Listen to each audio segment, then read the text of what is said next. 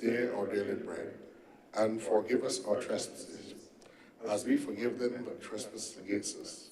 And lead us not into temptation, but deliver us from evil.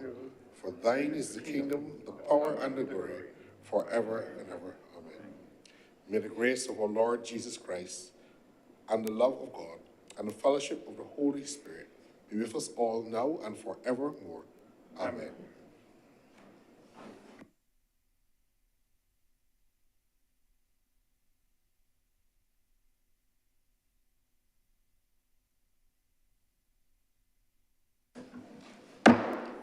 The Senate is in session.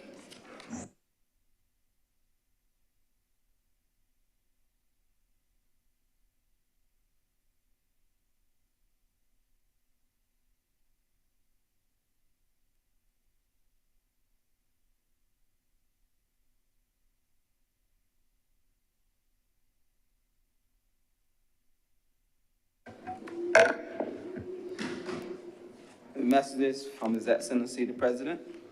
Announcements by Your Honor, the President. Minutes of our meeting held on the 3rd December 2025 for confirmation. Senator Cummings. Mr. President, I beg to move that the minutes of our meeting held on Wednesday, December 3rd, 2025 be confirmed at this time.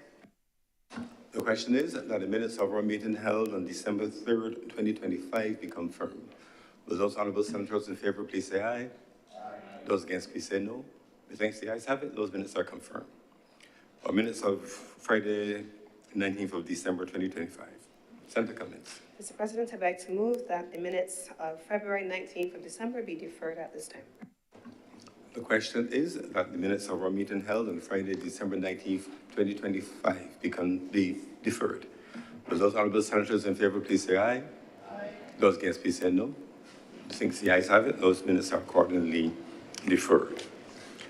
The other announcements have indications of late arrival from Senator Monique Tate.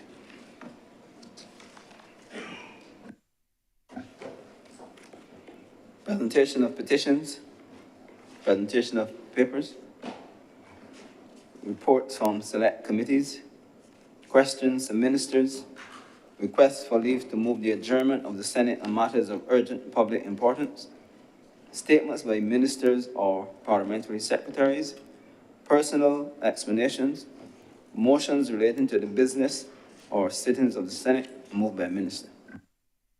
Senator Cummings. Mr. President, I beg to move the suspension of Standing Order 45-2 and 22-1 for the remainder of today's sitting. The question is that Standing Orders 45-2 and 22-1 be suspended for the remainder of today's sitting. Will those honorable senators in favor please say aye? Aye. Those against please say no. Methinks the ayes have it. Accordingly, the operation of those standing orders is suspended for the remainder of today's sitting. Introduction of bills. Senator Cummings. Mr. President, I beg to give notice of the following resolutions.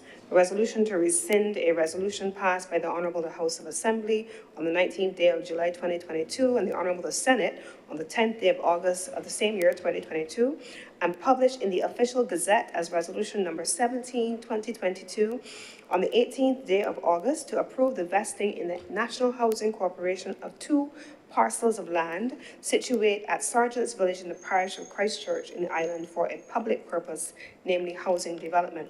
And secondly, to move the passing of a resolution to approve in accordance with Section 5 of the Crown Lands Vesting and Disposal Act, Cap 225, the vesting in the National Housing Corporation of a parcel of land, the property of the state, situate at Sergeant's Village in the parish of Christchurch in this island for housing development.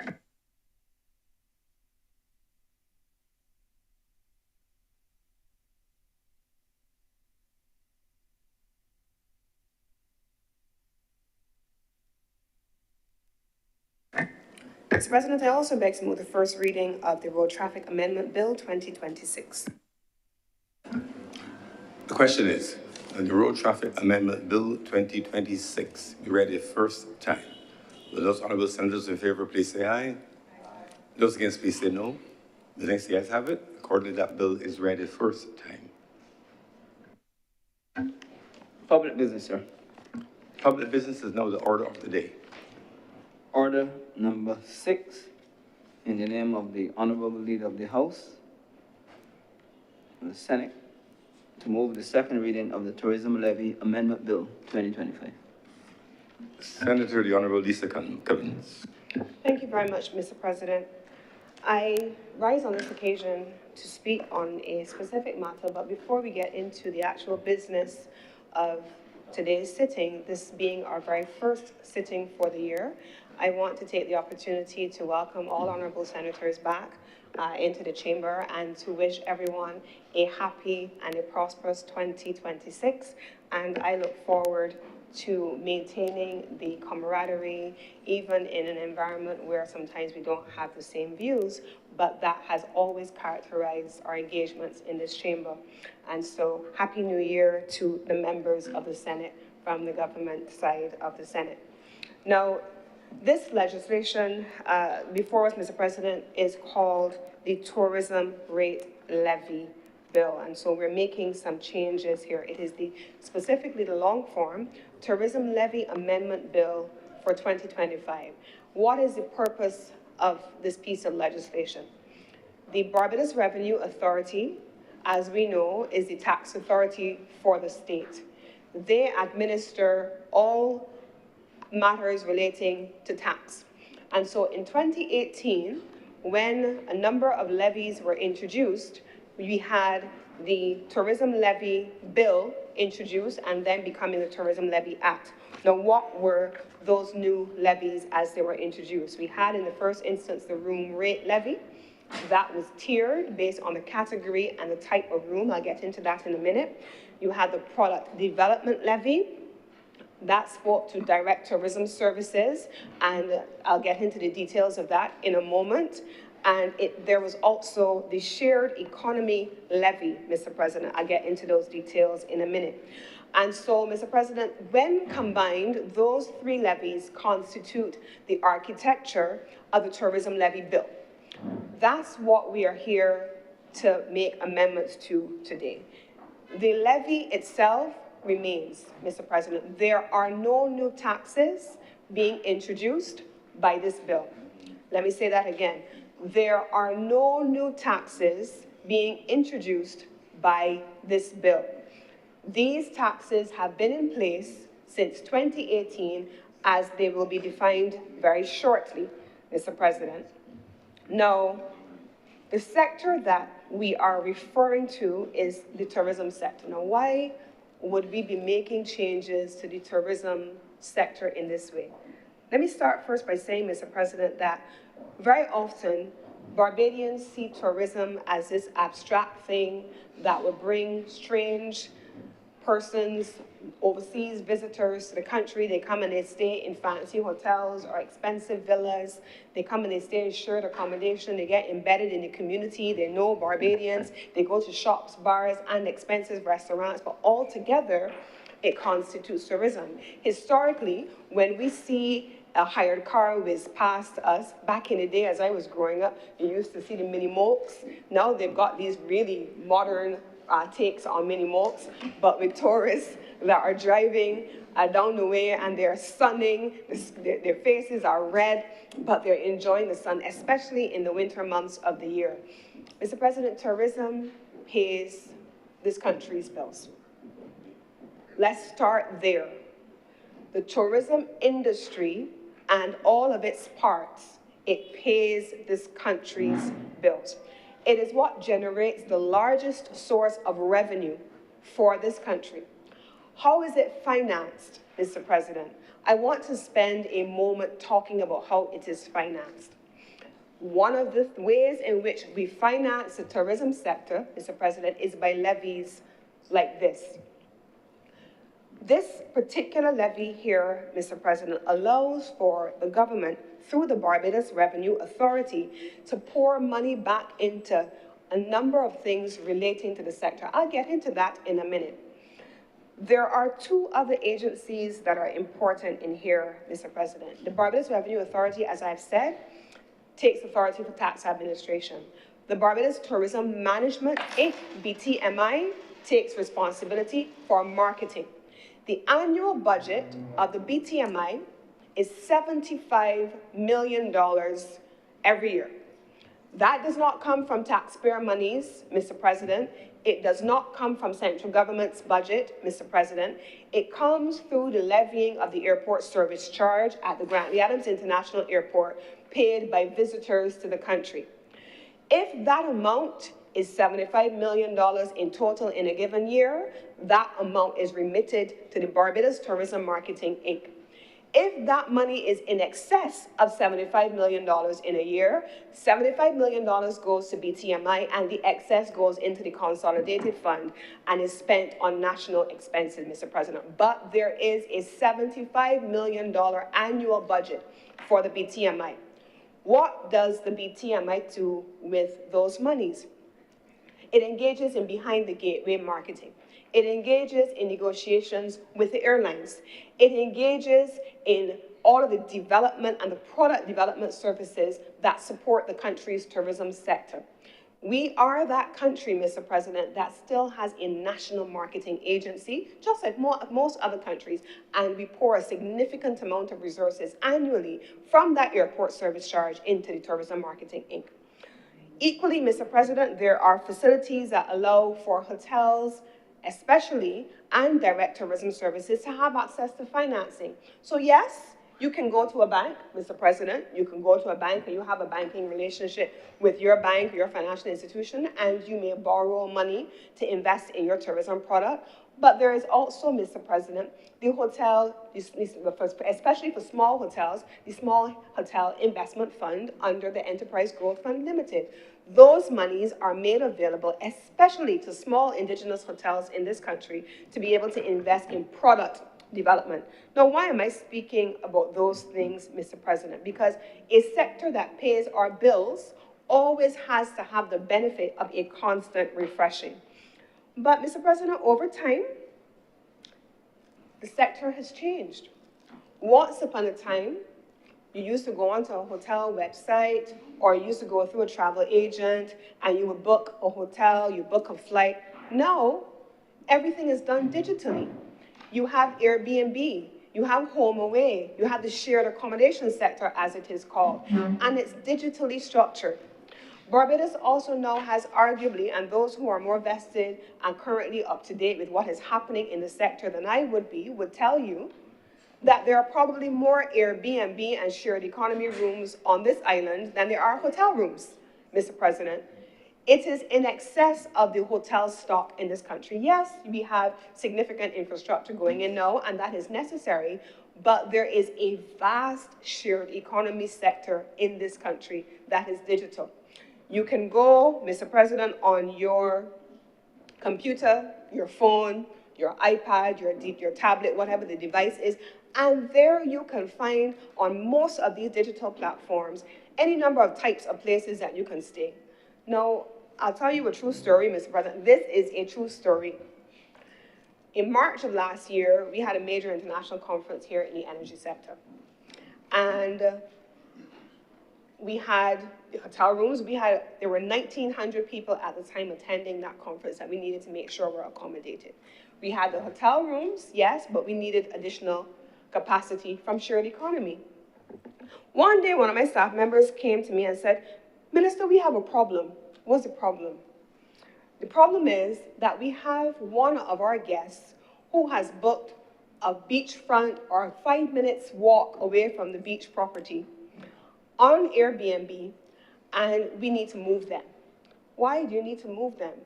Because what was being marketed as an Airbnb and shared economy was in what was to Barbadians known as a red light district, but the way in which it was presented online, they had no idea where they were actually beach booking. And now, one of my colleagues is here saying that they had two last week. They don't know where it is they're actually booking. It is marketed on these platforms as if it is steps away from the beach and one of the most iconic beaches in the country. And it is. And it is. All of that is true. All of that is true. But we know the difference. They don't know. So the question of always maintaining standards, but most importantly, the brand integrity of Barbados. and making sure that people are, if they choose to stay in those locations, that is a choice that we want them to make consciously, but not because you genuinely did not know. So the development of products and the accurate marketing of the jurisdiction is important to Barbados. So let me start with what the legislation actually does. When this legislation was passed in 2018, the intention was to be able to apply these various levies in the way that I have just described to the types of accommodation and direct tourism services that I have just described, and then to be in a position through the Barbados Revenue Authority to reinvest in the tourism sector. What ended up happening was that there were a number of things that were misaligned, and I want to go through what there were. The Barbados Tourism Marketing Inc., for example, attempted in its engagements with and platforms like Airbnb and so on to rationalize the product marketing to make sure that you were able to collect the revenue paid into these platforms as part of the payment of the levy. They had no basis to do so because there needed to be changes to the legislation. There was a question about collection inefficiencies that was raised. So here are some of the issues that we found, Mr. President. I'm going to start first by going through the legislation. The legislation has a number of amendments that it proposes, and I want to take us through them one by one before coming back to the macro big picture. In the first instance, Mr. President, there was a need to clarify the levy base. What was amount paid? How do we navigate amount paid? The amendment then replaces the term cost with amount paid in the third schedule as it relates to the product development levy, and in the fourth schedule as it relates to the shared economy levy. This ensures that the levy is calculated on the total amount being paid by the purchaser, inclusive of platform fees. And why is that the case, Mr. President?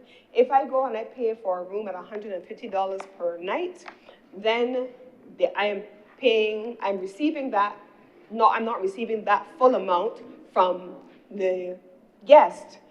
If I'm booking on Airbnb or those places, the platform is going to claim a percentage of that $150 per night. And so the ambiguity that was being presented was that persons who were owners and operators of these facilities were paying the levy as calculated, not on the total amount, but on the amount remitted to them after what was paid to the digital platform had been remitted. And so the collection was underestimated. This change aligns with the internationally recognized consumption tax principles, and it now attempts to look at the online and shared economy platforms in a way that removes ambiguity. Secondly, it attempts to include now in these changes online marketplaces and marketplace facilitators in the domestic regime. And so the Act attempts now, the Act introduces definitions for what is a marketplace facilitator and what is an online marketplace, and explicitly extends the levy regime to the persons who are operating those platforms. Equally, it also is consistent now, in my own wheelhouse, under the Companies Act of Barbados, it now is consistent with the regulatory approaches in the related legislation, like that legislation, where they are mandated to register both with the Barbados Tourism Product Authority, that manages the product, the condition of the product, as well as the Barbados Revenue Authority. This ensures compliance, monitoring, and integrates facilitators into the tax administration system. It then speaks to an amendment in Section 10, which requires marketplace facilitators who process payments on their platforms to include applicable levies in the price charge and remit those levies directly to the BRA. We've spoken to that already. Mandatory registration and enhanced bookkeeping. Providers and facilitators must register. It is a registration process, and it brings everyone into compliance now. Price transparency, also ensuring that what you are advertising and what is being quoted is what is being charged. It is about protecting the brand as well. And then the alignment of the payment periods with the value-added tax regime. What we have tried to do as a government is to make sure that our tax reporting standards are made coherent. We know that there's a certain time of the year companies' tax is navigated. We know there's a certain time of the year that income tax is calculated. And so we want to make sure that there is a coherent approach to how these levies are being collected under this legislation. I want to look at a couple of comparisons for our purposes, just for analytical purposes. I want us to have just a moment. There's been a lot of conversation about whether or not Barbados is comparable, competitive to other jurisdictions. The Barbados Revenue Authority took the time to look at what happens in other jurisdictions also functioning as tourism-driven economies. In the case of Barbados, you have the VAT on the one hand. The VAT is levied in some instances between 7.5% and 10%. In Barbados, in addition to the VAT, you have the room rate levy, the ones that I have just called, the shared economy levy, and the product development levy. In Jamaica, one of the largest tourism economies in the region, they have what they call the GCT, the General Consumption Tax. There, it is between 10% and 15%. In addition, they also have a room tax and a tourism enhancement fee. So they're also contributing to a product development provision. In the Bahamas, again, one of the largest jurisdictions in the region for tourism, VAT is calculated there at 10%, and in addition to that, there is a resort levy that also varies by classification, just like the room rate levy in Barbados also varies by classification. So Barbados's approach in this tourism levy, Mr. President, is entirely consistent with what other jurisdictions are doing. I want then to get into the specifics of how the various rooms are classified in the room rate levy. In the room rate levy, you have apartments, you have guest houses, you have hotels, you have vacation rentals. In some instances, Mr. President, as at 2019 and 2020, and yet into 2019, there's a tiered system that varies between $5 per bedroom per night up to $11 per bedroom per night. And if you are in the vacation rental property, it is a 2.5% levied on the bedrooms per night. And so that's where we are, Mr. President, with this particular levy. I promised that I was going to get into the specifics of how the levies are charged. The room rate levy, specifically, Mr. President, is payable by guests, just like the airport service charge is payable by visitors according to the type, and it ranges from $2.50, like I just said, up to $10 per bedroom per night. The product development levy on island tours, non-international cruises, meals, drinks, and dining services, food and services provided by spas, retreats, and marinas, these are also calculated at a 2.5% applicable. Now, how many of us have gone to restaurants for dinner? You take your wife or your friends and you go to celebrate a birthday or some kind of celebratory event, and you see your bill. When you look at your bill, you're going to see your bill, what is the total amount of the services that you have consumed, what is the applicable value-added tax. Then the restaurant is going to charge you, in some instances, their service charge. That just goes to them, and they split that among their employees, and then you will see the product development levy sometimes on the bill, and that is levied specifically on meals, drinks, and dining services. And it is also levied on food and services provided by spas, retreats, and marinas. The sharing economy levy is also applicable, specifically now for tourism accommodation, but this is where the digital economy that I just talked about is relevant. This is levied at 10%. But here's what is important, Mr. President. I want to put these words on the record. A sharing economy levy introduced with effect from August 1, 2018 at a rate of 10% on the cost of tourism economy accommodation supplied through digital platforms such as Airbnb and HomeAway by persons who are not registered for VAT or are VAT exempt. This measure targets the growing short-term rental segment and was designed to ensure tax equity across all modes of accommodation. So it is now applicable in this way that we have just described to the category that I have just listed on purpose, Mr. President. So these are the matters that are being navigated in this piece of legislation. It is really about managing the tax collection process. And when I say, Mr. President, managing the tax collection process, I want to give us some numbers. I would not have come here today to say that tourism pays our bills even though I know we all know it academically, we know it because we've been members of the Senate for long enough, we've done enough estimates of expenditure, we've all read central bank reports, but I want to then show just how these levies have contributed to the mobilization of revenue to support the tourism sector. In 2021, Mr. President, the total receipts from tourism levies amounted to 9.63 million. Now, we knew what was happening immediately after COVID, and so that was the post-recovery, first recovery year. In financial year 2022 to 2023, total revenue increased to 25.41 million, with the highest quarterly collections recorded in Q1, which is usually the winter period. This represented a 169.3% increase over the previous year. And so this was a clear indication for anybody who wants to say that Barbados did not recover in the post-pandemic period that we saw this increase. By 2023-2024, Mr. President, total revenue rose by $41.41 million, representing a 62.9% increase over the previous year. And by 2024-2025, revenue also saw a further 2.8 increase over the previous year, and that has continued to increase into this year, year to date, at a rate of over 3.4%.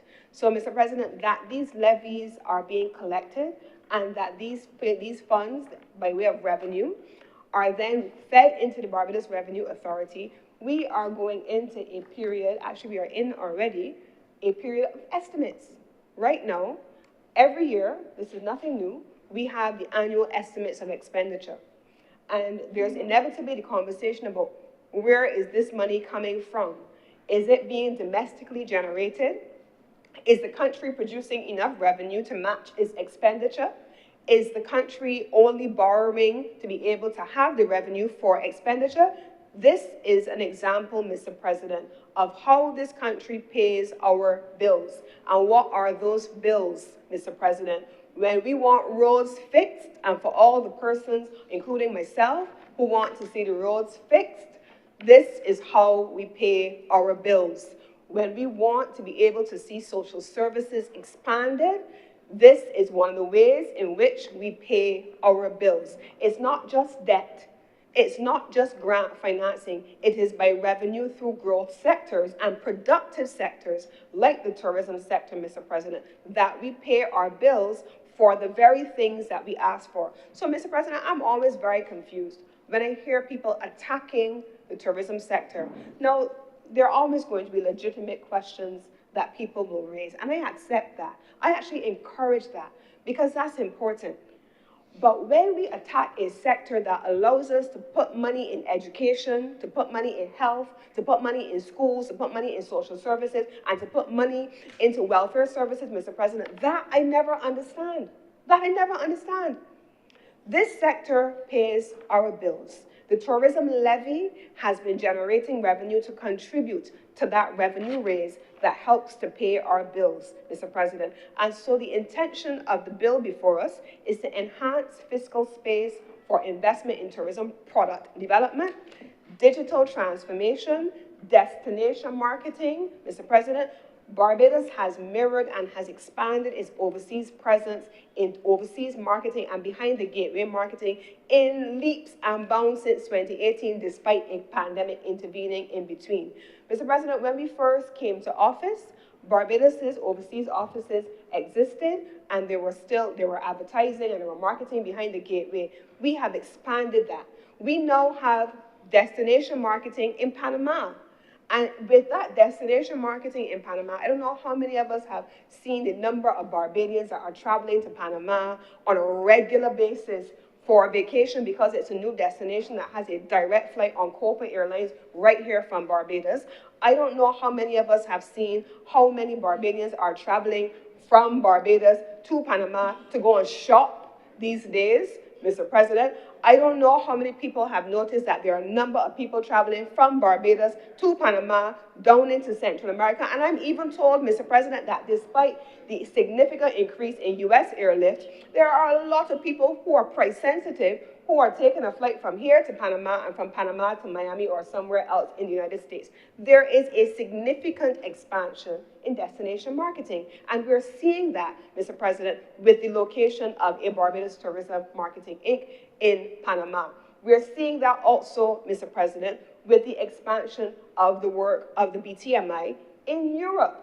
We have an expansion in the work being done in Brussels. We now have a presence, not a physical office, but representatives in Paris, in France. Mr. President, we have been seeing Barbados for the first time forging new relationships through the UN World Tourism Organization, with the Emirates as well, and we have seen the explosion in the cruise industry trade. All of that, Mr. President, is a part of destination marketing. I remember, Mr. President, and this is an interesting part of the conversation, I remember, Mr. President, having a conversation, let me put it that way, a conversation, calling for meetings of the cruise sector. Now, I admit, for me, I'm always going to think, what is the business of the thing? And for me, when I looked at the tourism sector, when I was chairman of the port, what is the business of cruise was what occupied my thought process. And so when you study the structure of the cruise industry, I started to think, but hold on, we got to consider how we're doing this thing, and we got to make some tweaks. It was on that basis, Mr. President, that subsequently, as Minister of Tourism, I made the decision to shift and to expand Barbados' presence in Miami. We no longer now just have a consulate general in Miami, but we have a BTMI office in Miami. And why, Mr. President? What is the business of cruise? What's the business of cruise? The cruise sector is heavily vertically integrated. Chances are, a year before that cruise ship pulls up in the Bridgetown port, 90% of the tours and experiences that the passengers on that ship are going to undertake in the given destination have been booked at the time of the sale of the cruise. That is the report coming out of the cruise sector analytics information. That's what they tell you, Mr. President. 90%, you know it was 90% of all cruise passengers having booked their travel and booked their tours and arrangements in a given destination at the time a year before. So we made the decision that in consideration of the business of cruise, we needed to move our destination marketing closer to where the cruise operations are hubbed, so that we can integrate Barbados' destination marketing with the travel tour operators at source. We did the same thing, Mr. President, by approaching the cruise sector originating in Southampton. That is the work of the Barbados Tourism Marketing Inc. That is the work of destination marketing, and that is what our professionals are doing. And I want to take a moment to say this. 2018, 2019, 2023, 2024, 2025, the professionals operating in our overseas gateways, engaging in destination marketing, they may have moved around, but they remain the same outstanding professionals who have served this country well for the last several years. Every one of them, from the officers in New York, in the BTMI office in New York, to those in Canada, in Toronto, to those now in Miami, to those in London, Mr. President, to those in Europe in our Brussels office, those are the same officers. Actually, they have spanned both administrations historically, and they have been exceptional professionals. They have really been exceptional professionals. They have been on the front line of destination marketing for Barbados. And they want to make sure, I am certain, that tourism product development on island is able to benefit from significant increases in investment, and that everyone entering the space, whether it is a new hotel, if it is an Airbnb, if it is an apartment or a vacation rental, if it is in a shared economy, that it represents brand Barbados. And it also, in this bill, is meant to ensure that we can demonstrate the value of sector-specific revenue instruments. This is very much a sector-specific revenue instrument. This is generated from the tourism sector for the tourism sector, and it is aligned with Barbados' sustainable growth priorities, Mr. President. So those are the issues that the bill attempts to address. This is what it is attempting to accomplish, and these are the amendments before this honourable chamber. And with these few words, I beg to move that this bill is read a second time. Thank you, Senator Cummins. Senator Ryan Walters. Thank you, Mr. President. Good morning to you and my fellow senators. Happy New Year to all. Wishing you all the best in 2026 to you and your families. Mr. President, I was expecting a more elaborate and robust presentation from the former Minister of Tourism, who seems to have buckled based on this government's performance in tourism. Not a lot to shout about at all, and clearly she is not seeking parliamentary office, so she would be more timid than some of the other members in this chamber. But Mr. President, the bill seeks to collect revenue, or the appropriate amount of revenue based on what was said by the leader of government business. In other words, persons are underpaying the government, and this bill seems to address that. Now, this gives me the opportunity to qualify my previous statement of this government's poor performance in tourism.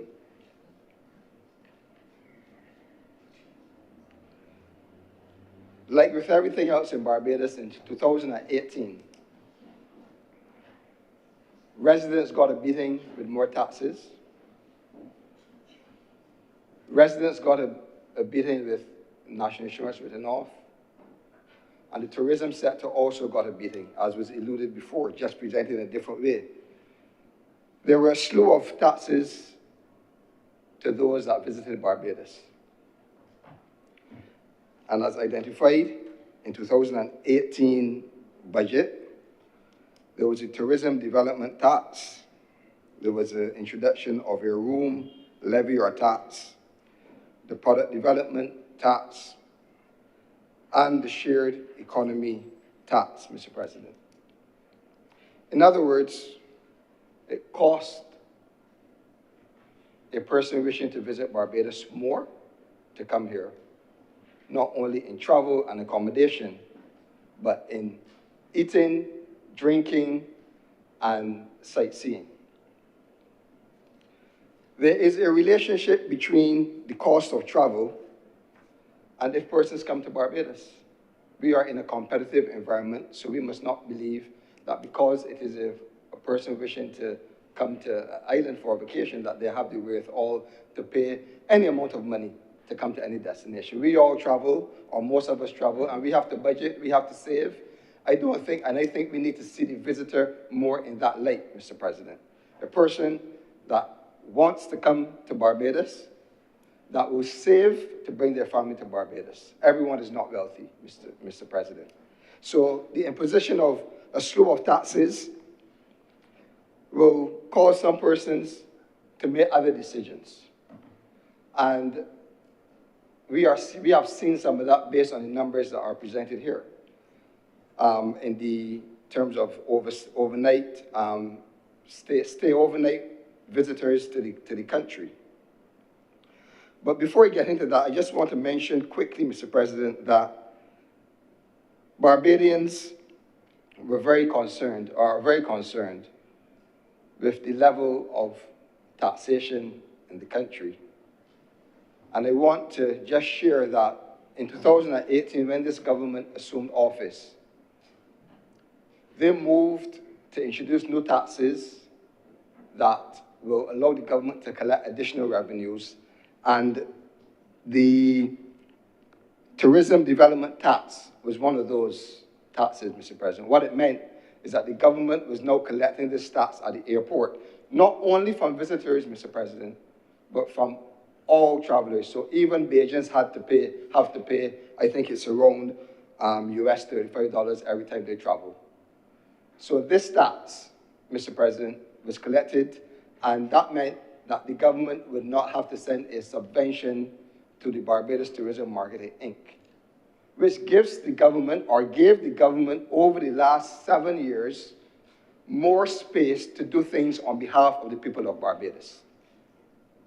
They also introduced, Mr. President, the garbage and sewage tax, which would have financed the operation at the sanitation service, which gave the government, Mr. President, more space, more money to spend on social services and the social infrastructure in this country. But 7 years down the road, everybody is still crying out for the state of our schools, the state of our roads, the state of our welfare department, and even, Mr. President, the introduction of the health services levy, which raises at least $90 million a year, reduced the subvention to the Queen Elizabeth Hospital or to the Ministry of Health, Mr. President. So Bajans are wondering what is really happening with all of these tax dollars that are being collected by this government. But that is impossible, Mr. President. Mr. President, the former Minister of Tourism, and she did not once mention that she was the former minister. At least I didn't hear that. Oh, sorry, I apologize. I thought you were too ashamed of your record. I thought you were too ashamed of your record. But Mr. President, the reality is that 6 years on, this government is now achieving the levels of visitor arrivals to this country after 6 years in office. They came to office with a well-managed and run tourism authority, tourism ministry. Year-on-year increase in arrivals, year-on-year steady growth in tourist spend. The records are there, Mr. President. And you have a situation now where it took them 7 years just to get a 3.8% increase in arrivals. That is not success, Mr. President. It is not. We are significantly behind the rest of the Caribbean. But even without mentioning the Caribbean, this is not acceptable for a government that boasts about moving Barbados forward. Mr. President, the reality is that the government has done nothing substantial to increase the visitor arrivals in this country. And I'll tell you what they did. They paid influencers to come to the country. So they paid influencers to come here, free accommodation, free meals, free transportation, and that is all in those numbers. They paid for airlines to bring empty seats here, and we know for a fact that Cayman Airways, Mr. President, is an example of one of those arrangements that failed, that lasted less than a year. Mr. President, you have a situation where outside of the tourist season, the government has not grown the traffic coming to Barbados. They have not. And these are the facts. But the government will not speak to the reality of the situation that we are 7 years on. They have been the government for 7 years, and they have not moved the needle.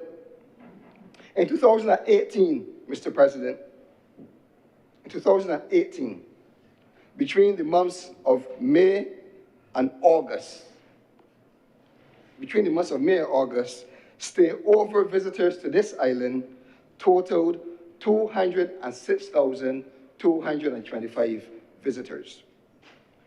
In 2023, Mr. President, after COVID, 2 years after COVID, that number was 174,999, below 2018. Mr. President, in 2024, that number was 196,916 visitors, below the 206,225 visitors in 2018, between May and August 2018. So that is why the former minister did not take long to go through, step by step, the performance of this government in tourism. They have now surpassed this number in 2025, only last year, Mr. President, by a mere 1.4%. So what does this mean? Because a lot of conversation about tourists is about paying our bills, and we'll get to that. But what is lost on many occasions is the implications of low visitors, especially in the off-season, to labor. Persons that depend on tourist arrivals to get a paycheck. That is why I raise this today.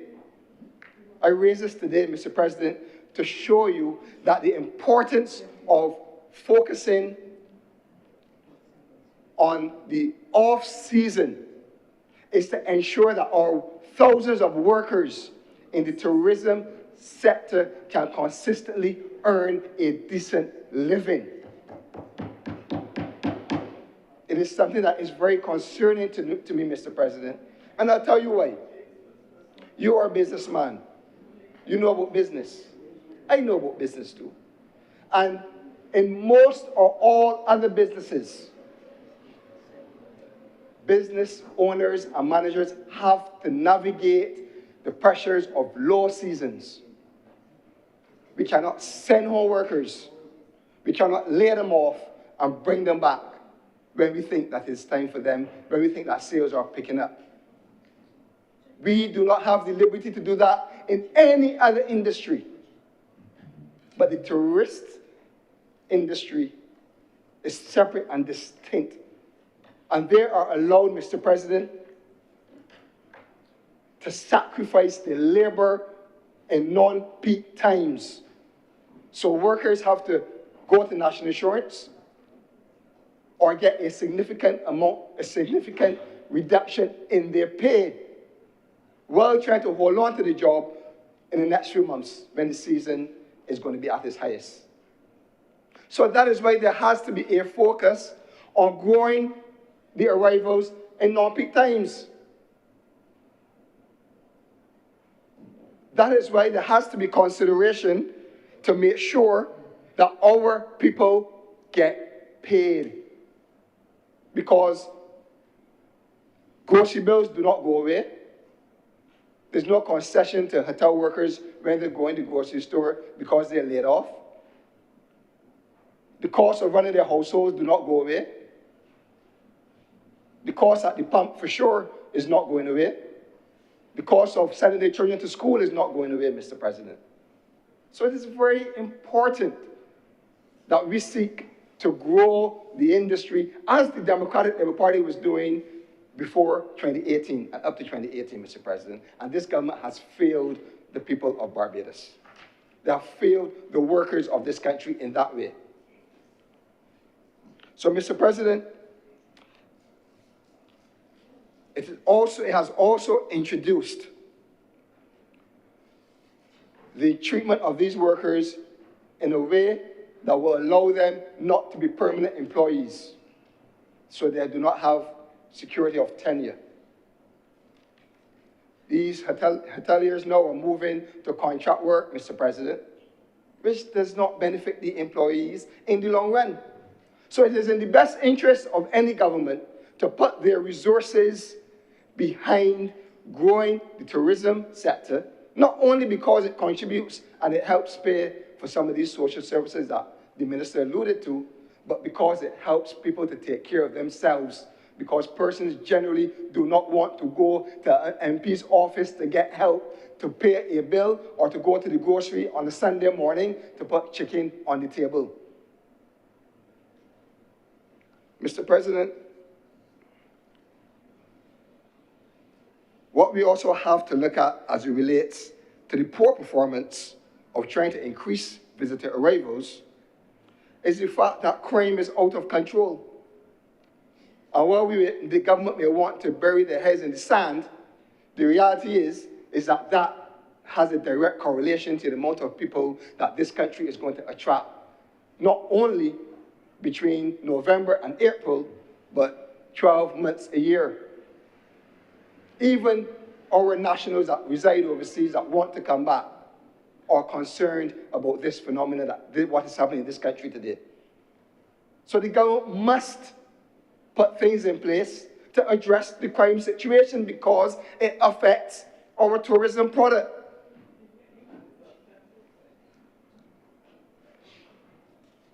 Mr. President, even when the government boasted about the Cricket World Cup in 2024, even when the government boasted about the Cricket World Cup in 2024, the numbers on the off-season of tourism did not improve. As I said, in 2024, they lag behind numbers that were 6 years prior. So even spending $100 million to bring Cricket World Cup here and putting out voice notes and videos saying that it was a success proved it was not a success. The numbers are there to prove it. Mr. President, Senator Nichols could get it and bring his numbers if he wants to defend that situation. Mr. President, there is also this statement that was made by the minister that tourism pays our bills. It's an interesting statement. It's true. It is true. And I'll tell you something, Mr. President. Mr. President, the contribution to our GDP as it relates to tourism does not, Mr. President, say that this government is doing a good job. It says that it's doing an extremely poor job. In 2018, Mr. President, tourism was contributing at least 13% to GDP. In 2016, 2017, and 2018, tourism contributed to 13% of GDP. In 2023, Mr. President, 2024, and up to September of 2025, tourism is now contributing less than 5% to GDP. If I round it, you will get to 5%, Mr. President. That is not a record to boast about. That does not qualify the statements of the minister that tourism pays our bills. That is saying that the government can no longer afford to pay its bills because it is not earning as it should in tourism. And that is why, Mr. President, this government has been forced to borrow foreign exchange to prop up its reserves because of this poor performance of this government. That is why when they boast that they have 6 months of foreign reserves, they will not tell the public that most of it is borrowed money and the taxpayers, the citizens, the residents are paying dearly every year to support this habit. This habit of borrowing and not letting the sectors perform in this country. I repeat, Mr. President, that in 2016, in 2017, in 2018, tourism contributed at least 13% to the gross domestic product of this economy. In 2023, 2024, and and September of 2025, it contributed 4.9% to the gross domestic product of the economy. Let the government dispute these facts, Mr. President. Well, after you always share information. Mr. President, the reality is that the policy of this government did not work. To get as much money as possible, to tax everything, including tourism, we are slowly becoming unattractive. Tourists are complaining on social media, TikTok, Instagram, about the high cost of everything when they come to Barbados. Sometimes you do a scroll 5 minutes and you see it, visitor to this island, popping up, talking about the price of items. And what do you think that is doing? That has a negative effect on those that are watching throughout the world. So the tax at the airport, Mr. President, the tax at the hotels, Mr. President, the tax at the restaurants, Mr. President, the tax at the bars, Mr. President, the tax the transportation, Mr. President, the tax the attractions, Mr. President, is not doing Barbados any good, especially when we in this country do not see where the tax dollars are going. And the leader of government business, Mr. President, also told Barbados this morning that when they go to certain restaurants, they will see some of these additional taxes on the receipts. In other words, Bajans do not even escape the wrath of this government trying to get more money. Because you go to a birthday function, you go to a retirement function, you carry your wife or your spouse or your girlfriend, your daughter's son for a nice meal, and you go pay more taxes. That is the reality that we have been facing since May 2018. And yet the potholes, grammar, as people will say. Hospital is in a state, Mr. President. Let me hear Gregory on that. Housing estates across this country shut down, not supporting low-income earners in this country, Mr. President. Schools are deplorable, Mr. President. So I don't mind the leader of government business talking about it pays our bills. They are unable to pay our bills because tourism is doing poor. They're performing. Mr. President, I will ignore Senator. Mr. President, when we speak about tourism, there is a lot of discussion in recent days about Savvy on the Bay. And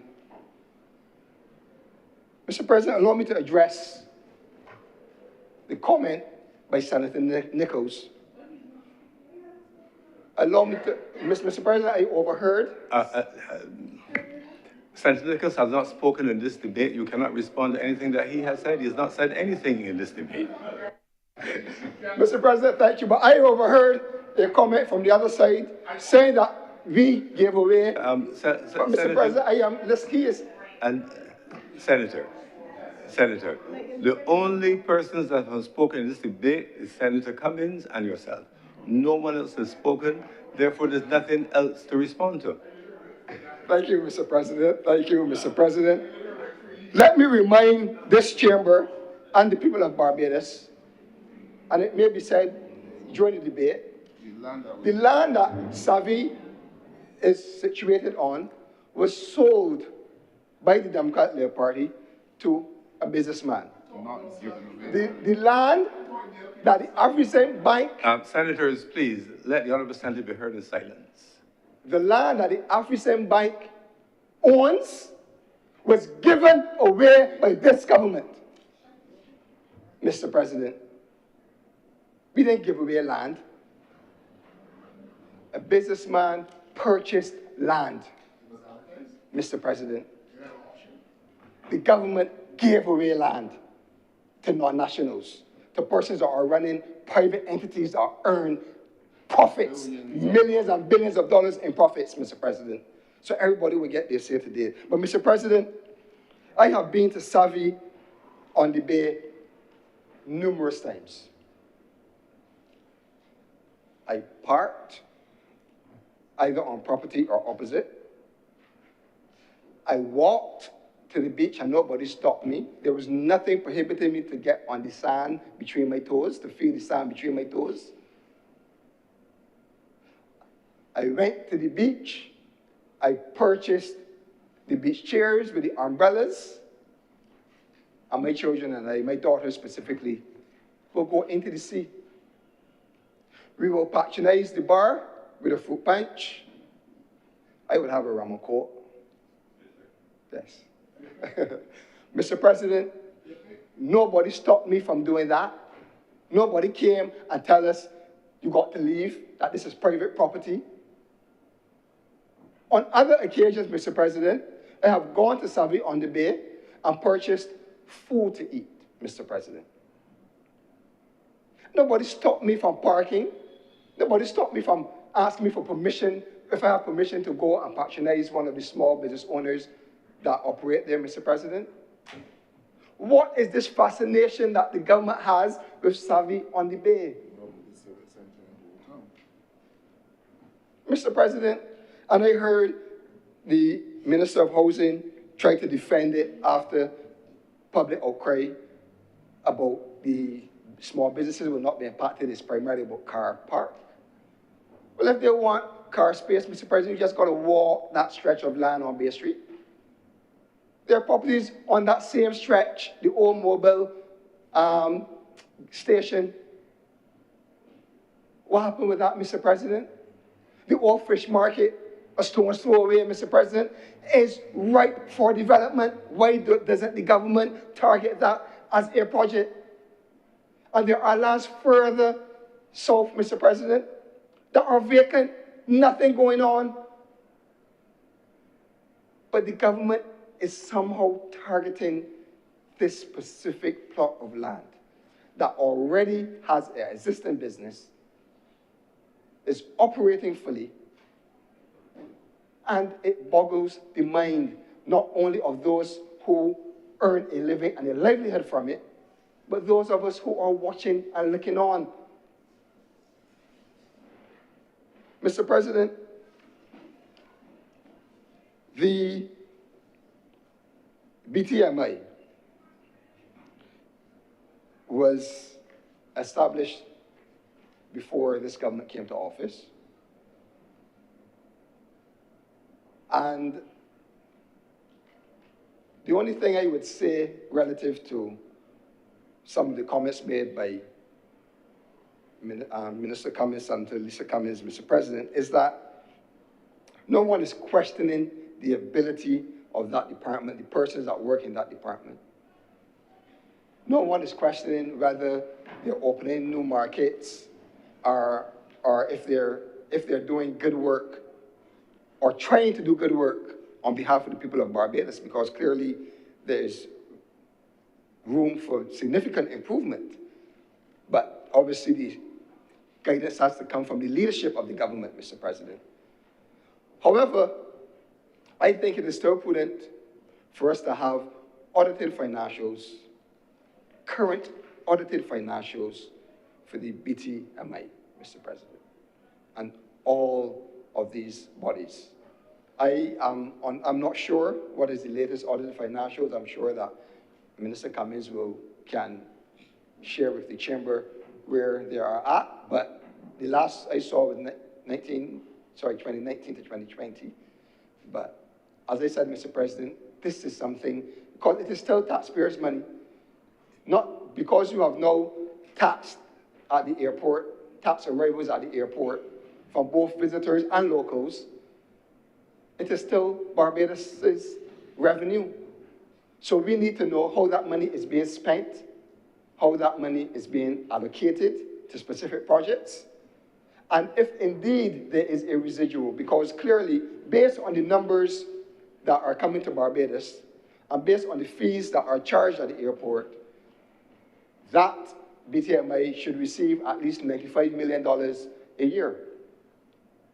And if they are operating on a $75 million budget, there is excess.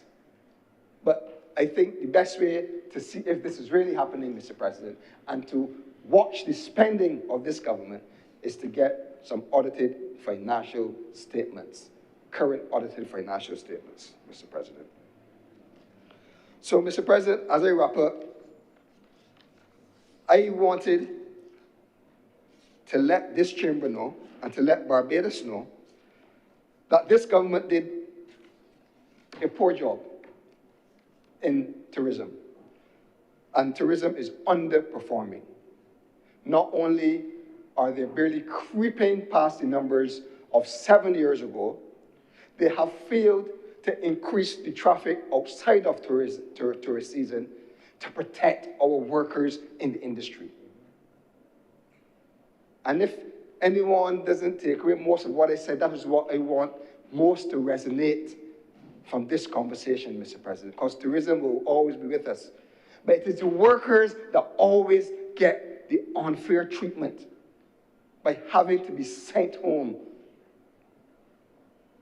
in the down season, Mr. President, having to go to the NAS, having to earn nothing or less until the hotel reopens 6 or 7 months after. In some instances, Mr. President, there are workers who would like to be offered their packages. And while these hotels are redeveloping and taking months and years in some situations, they have these workers on a stipend. That's the best way to put it. And they cannot move on because they do not want to leave the years that they have invested in building the business and the tourism product. It is unfair. Something has to be done. All over Barbados, the private sector has to navigate outside of Christmas and outside of crop over, outside of the little peak season that your business may have. But you have to keep employment going. You have to treat your workers fairly. You have to make sure that they earn a decent income. But somehow in the tourism sector, there are other rules. And while those other rules may have had its place years ago, there is no place for that now, not when the cost of living has skyrocketed. Not when this government refused to reduce the price at the pump to some of those same persons for 18 months, although they were procuring oil at a reduced price, Mr. President. That is reality. So, Mr. President, the government has underperformed in tourism.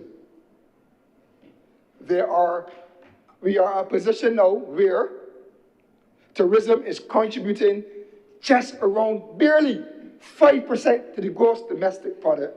And when they came to office, it was delivering at least 13% to GDP, earning real foreign exchange. This government is now borrowing foreign exchange, Mr. President, to beat their chest up. But you know what? While they borrow the foreign exchange, taxpayers are paying interest on that foreign exchange every year. And it is so bad that it tells a story that this government is not earning revenue, because when last year they were presented with loan repayments, they had to go and borrow $1 billion, $1 billion to repay that loan that became due, Mr. President. So it all tells a story of the performance of this government in totality. although we are focusing on the tourism sector today, Mr. President. Mr. President, with those few words, I'm obliged. Thank you very much, Senator Walters. Senator Maladou. Thank you, Mr. President. We start by saying, let me get back to the matter before us. Let me start by saying that. Sir, I rise today, and I'm going to start by saying to you what I will say to you, then I will say it, and then I will tell you what I have said. You know how that goes. That's the way that I learned how to do presentations, is first you tell someone what you're going to tell them, then you tell them, and then you tell them what you told them. So, Mr. President, sir, what I would like to say to you, actually, before I speak to the bill, I would like to take some time to agree with most everything that Senator Cummins, the Leader of Government Business, has said. I completely agree that the BRA's function is taxation. I completely agree that tourism pays a large part of the country's bills from the taxes that are earned from tourism. I completely agree that this bill is not introducing any new tax. It's about managing the collection process. And I completely agree that the BRA's role, the purpose of this bill, the only thing it really changes is trying to require online platforms to remit these taxes. And that actually is the essence of the problem with this bill. Multiple problems, sir. And here is what I would like to say. These amendments will weaken the local operators. They're going to create enforcement loopholes, and it misplaces the liability in the levy system completely. This bill is poorly thought through, it is unimplementable, it is unenforceable, and it will harm the Barbados tourist industry. I regret to have to say that, and later on in my comments, I had hoped that we would avoid. I could have avoided saying that. And sir, when I speak on these matters, as you know, and maybe other senators in the room do, maybe some people who are listening do know, I have a little bit of experience with this. I've spent the last 30 years in this industry. I probably, at 61 years old, I grew up somewhat, not so much in the tourism industry, but in the real estate related industry. So sir, why do I say, and how do I perhaps justify these very rough comments that I've just had to make, that it weakens local operators, creates enforcement loopholes, and misplaces liability? Let me explain why by dealing directly with the bill. Sir, what this bill does is it widens the scope with a very broad description of an online marketplace. The definition then requires those online marketplaces to register with the BRA, regardless of where they operate. And sir, perhaps I could spend 2 minutes, maybe for those who don't understand where these are, to explain a bit how this has developed. There was a time going back in the late 50s into the 60s in Barbados as tourism developed that you would get people coming to Barbados and they would make a decision and say, I'm going to buy a house in Barbados. This looks great. I'm going to spend 3 and 4 months here. And then what would happen, sir, sometime after that is they would get back to wherever that home country was. It might be, back in those days, it could be Venezuela, actually, because a lot of wealth came here from Venezuela. They would get back and then they would say, but who is paying the staff? Who's cleaning the pool? Who's cutting the grass? So that developed into these property managers. And later on, making a very long story short, that same property owner would say, but hold on a minute, when I am not there, I got all these bills to pay. Why you don't rent the property for me? And we developed this kind of online, well, not online at that point in time, it was a one-to-one relationship between the guest, the property manager, and they would stay. And that's how this was developed. And that online marketplace now is just a digital version of how those were marketed. You still need a property manager in Barbados or a property owner who is going to deliver the service, and you have a guest coming from overseas. And that guest has always had to pay whatever the relevant taxes are to do with that property, to do with that rental, they have to pay. Now, in the past, prior to this piece of legislation, the person responsible ultimately for paying that tax over was either the owner themselves or the manager who was appointed to it. What this does is say, no, no, no. You could be 7 people up the chain, have no relationship at all with Barbados. You don't know who the owner of that property is. You don't know who the manager of that property is, but you are in the online space and you're marketing. You're marketing this property and you collect a rent for it. You now have a responsibility to pay over a tax for whom you don't know the owner, you don't know who the taxpayer is, but you have to collect the tax. That's what this is telling you to do. So you are asking for, and I want to understand, it's not Airbnb and VRBO and the 2 or 3 that you may know about. There are over 500 online marketing websites for these, say 500 of them, okay? And I will also say that the vast majority of property owners in Barbados are compliant with all of these levies. The vast majority are. So this legislation is targeted at the minority, but it changes the regulation for everyone. Let me move on to some of the other problems. As I said, it introduced in Section 10A the payment and collection of the levy. It shifts from the collection of remittance to the online marketplace, including the offshore platforms. And in that same section, it provides for a lien on the property if it is not being paid. So understand the disconnect, sir, that we are creating here. We have a person who may be 4, 5, 6 people up the chain who has no relationship with the owner of the property in Barbados. They collect a tax. They don't remit it because they don't know who to remit it to. They don't know the TIN number. They have no relationship with BRA, but they collect the tax. When you learn about it in Barbados that it's not being collected, the BRA has the right to put a lien on your property. That has never before happened in Barbados. Never before. We cannot have a situation where you disconnect the person who is collecting the tax from how do you remit it. It can't happen. It moves the filers from being bi-monthly today to monthly. That's in Section 11. So that increases the record, keeping our obligations on it. For the larger companies that I'm familiar with, probably not a problem because they're doing this regularly and they got accountants and they got people working for them and they got systems and so on. But for many of the people in the shared economy levy, this burden of financial reporting is going to be impossible and unenforceable to put on them. But it does make them now non-compliant and operating outside the law. They just can't do it, although the law says you have to do it. So I guess we won't enforce it.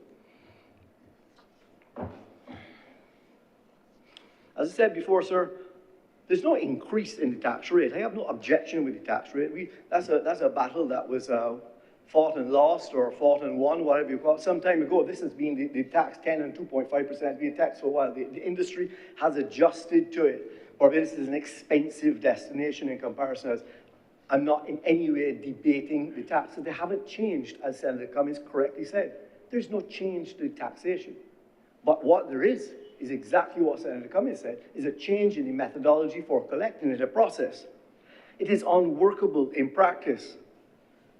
Extraterritorial registration and enforcement, as I said, there are 400 to 500 others, have no Barbados presence. How does the BRA, or how does the minister intend for the BRA to reach these 400 or 500 people, provide them with TIN numbers and provide for a mechanism for the reporting? And what problem are you solving? That problem does not exist today. The problem that exists today is that you have people who are not registered, who are renting their property and are not collecting the levy, or they're collecting the levy and not paying it over. None of this addresses that, sir. This legislation in no way addresses that. Because all of those rogue operators today will continue to be rogue operators. But all the good operators now are going to be moved completely out of the system.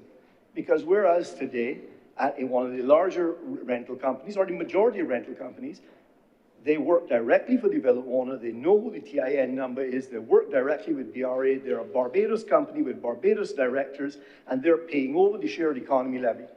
That's how it is today. And if they don't do it, you have all of those options. You can deal with the directors, you can deal with the company, you can deal with the property itself. All of those things are available to you. As soon as you go and you think that the online marketplace, which could be based in Indonesia, it could be in Japan, it could be in China, it could be in Russia, it could be anywhere. You have no idea where the domicile of that marketing place is, and you're saying that they're the ones responsible for remitting the tax? Sorry, sir. It's impractical. As I said before, the vast majority of these platforms, they have no relationship to the owner of the property. They do not know who the ultimate taxpayer is. They have no idea who they're renting for. They might have a relationship 2 or 3 people down the line with the local operator. They might do, but it's very far removed. So fundamentally, this legislation fundamentally breaks the one-to-one relationship that has existed forever between the taxpayer and the BRA. We now have an army of 400 to 500 of these online people who have a responsibility to collect this 12.5% tax, but we have no way of enforcing that that money will actually get back to Barbados. Where it is today, we know exactly how we're going to do it. And yes, we need to go after those few rogues who may not be, or may be collecting the tax and not paying it, or may not be charging the tax. There's a different way of approaching that.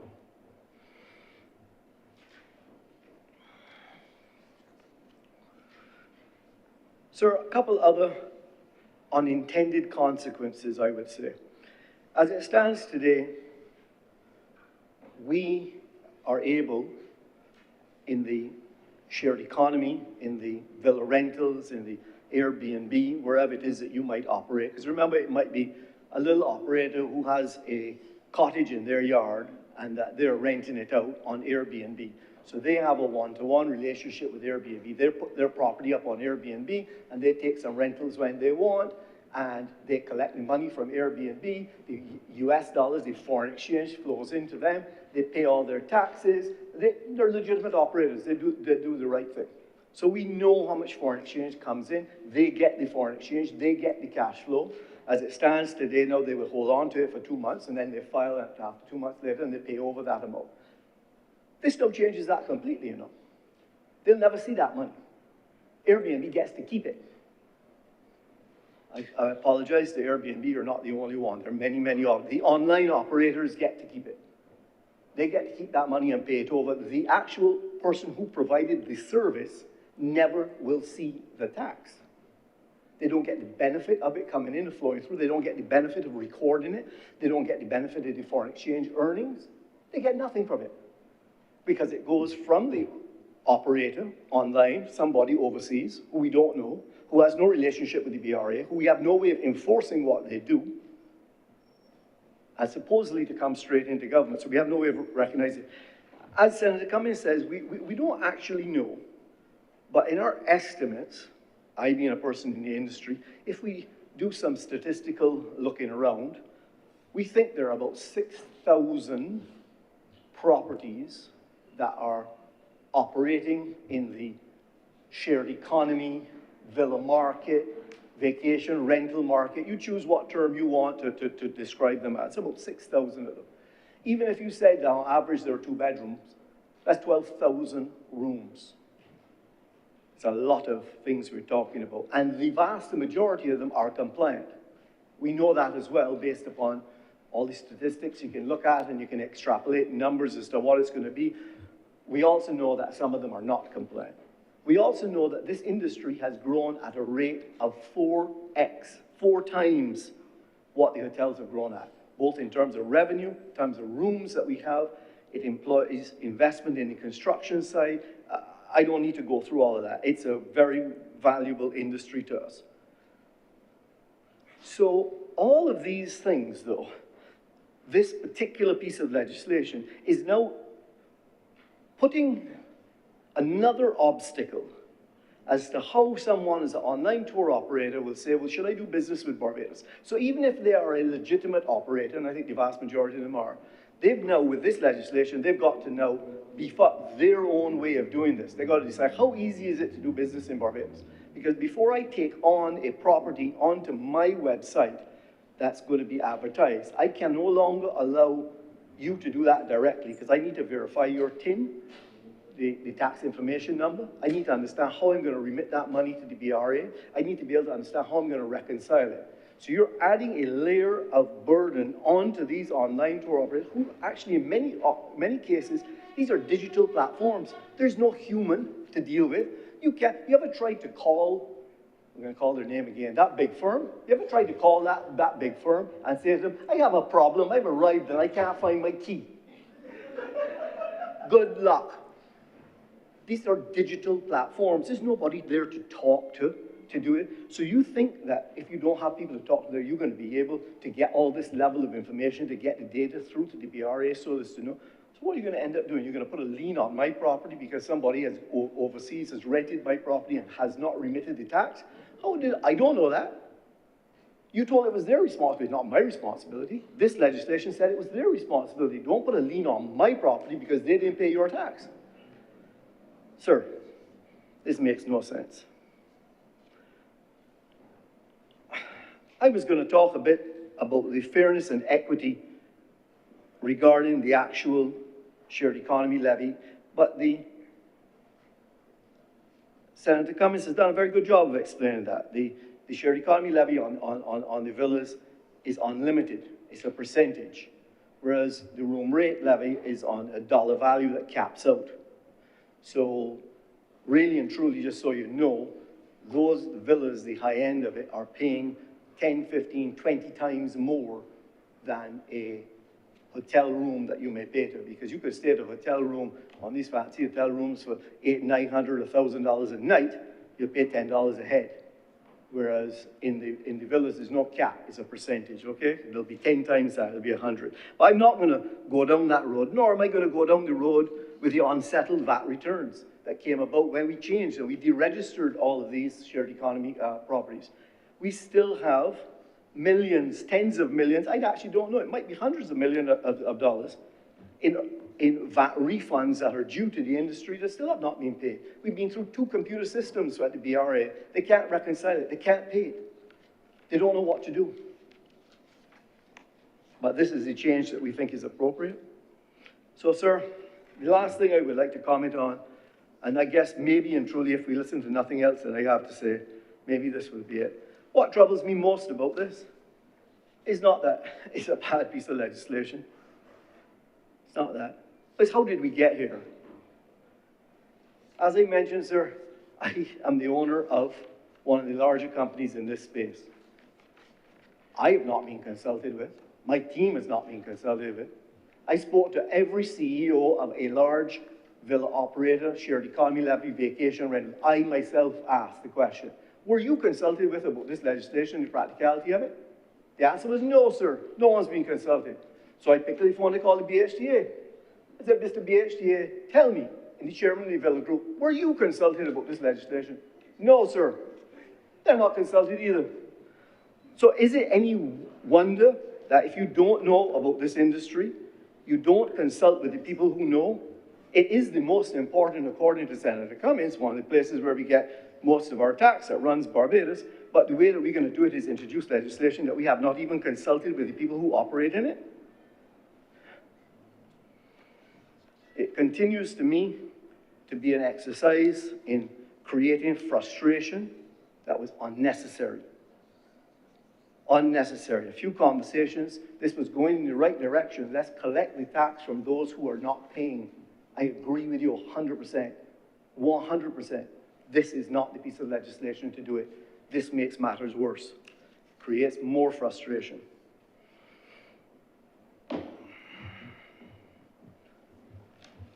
So, sir, I would hope, there's nothing much you can do now. I can voice my concern at this point in time here when it gets to this point. I would have loved to have voiced my concern earlier, perhaps guided it in some way, but that is no longer available to us. So, I don't know exactly how to finish, other than maybe two things. I will repeat what I said, that unfortunately these amendments weaken the local operators. I've demonstrated that. It creates significant enforcement loopholes, which I've demonstrated, and it misplaces the liability, because the liability should be on the owner of the property who has the responsibility that you're going to put the lien on if they don't pay their tax. It should require them to be the ones who collect the tax, who they know what the tax is and to pay it over. And if they don't, you put a lien on their property. It completely misplaces that entire thing. So these amendments, because they shift the liability to the offshore parties, because they break the reconciliation, the ability to reconcile on these, because the burden then is now going to be falling on our operators who are already compliant, but it will make no difference to those who are not compliant. It risks real economic harm to us. And as such, sir, while this is another good example to me as to why I've spoken in here before about our need for tax simplification. Because when I get up to speak on it, or Senator Cummins, or other senators who are knowledgeable in their particular area or industry, the complexity of our tax regime, the complexity of all these taxes we're collecting and how to pay it over, etc., is getting more and more. And what we need is a tax simplification exercise to make this easier for all to do business. And this certainly is not. And therefore, sir, with those many words that I have given you, I regret to say that I am not in support of this passage, and I thank you for your time, sir. Thank you very much, Senator Mallory. Senator Trent. Good afternoon, Mr. President, members of this honorable chamber. I rise in support of this legislation. And I rise this afternoon, hoping to be brief, because I simply rise to add some numbers in instances where I believe that there has been I don't want to say an attempt to mislead.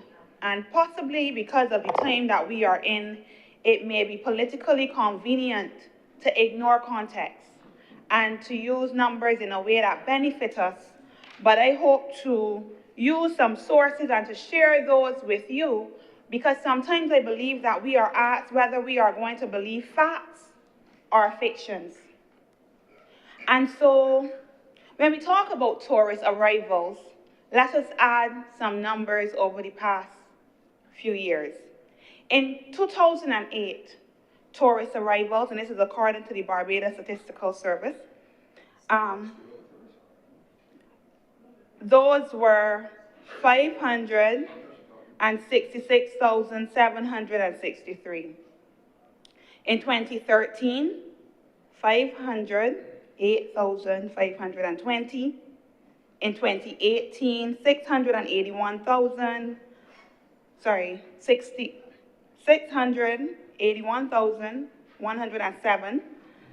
700 in 2024, just over 700,000. And in 2025, as of September, it would have been 538,000 long-stay arrivals, which was up by 5.5%. And so what we have seen, with the exception of those COVID years, and after post-COVID, having to catch back, as we would say ourselves, we have seen an increase. And this is, of course, in direct contradiction to what was shared before. But like I said, I have told you where this information can be found, and a quick search would give you these numbers. And so the suggestion that tourism no longer accounts for more than 10% of our GDP is also incorrect based on the central bank, which noted in 2025 that it was around 17.5%. But you can find these numbers online in the report. The other thing is that when we talk about hotels Point of order, and... Mr. President. Senator Walters, what's the point of order? Mr. President, since the Honorable Senator is directing the chamber to the Central Bank report, can she be more specific in where she found out those numbers that she referred to?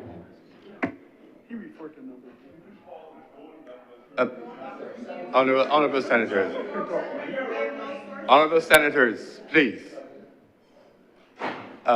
Senator Trim, yes, you're citing the figures. Let's indicate the date of the report, please, as is required. So the United Nations Framework Convention on Climate notes, that's the report, that 17.5 of estimated contributions as at 2025 were reported by the Central Bank. The Central Bank report of 2025, the review of Barbados' economy in 2024, also cites those numbers, like I said, and we have a growth of 12.1% in 2024 for tourism. Mr. President, What's the point of order? point of order, Mr. President. I'm not sure if the senator is misleading the chamber. She had made a statement that her numbers are in contradiction to what I presented, Mr. President. I presented numbers that said the contribution of tourism to the gross domestic product. So she is speaking about growth and other measures, Mr. President. Just to be clear, I stated, Mr. President, that the contribution of tourism to the GDP was 13% in 2018 and is now at 5% over the last 3 years. And my source, if the chamber wants to know, the honorable senators on the other side, is the Central Bank of Barbados. And in what year? What was the date? What was the date of that report? What was the date of that Mr. report? President, they should ask her source. No, I'm asking you. Mr. President, you have the September 2025 report from the Central Bank and Appendix 2, GDP by sector and activity. That is one report, Mr. President. And it's not the one that speaks to the figure that is under contention? No, Mr. President, it spoke to my figures. I am saying that I can defend my figures, Mr. President, and if the senator can defend hers appropriately, we would appreciate it. And all that's required here, I'm not here to arbitrate the right or wrong, but one has to cite the source, and once what you're saying is consistent with the source, then the argument will be over interpretation. Yes. Please continue, Senator Trim. Okay. So as I continue,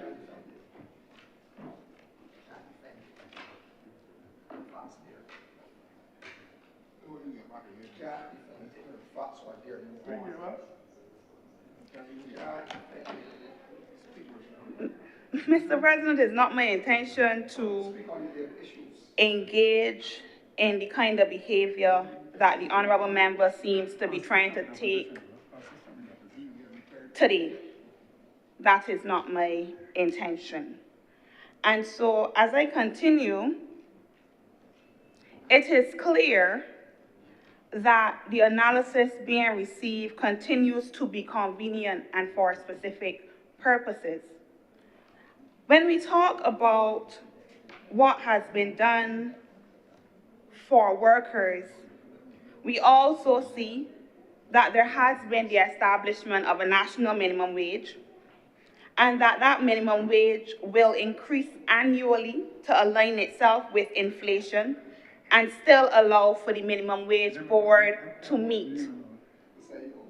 The Labor Concessions Act also seeks to protect workers within this sector.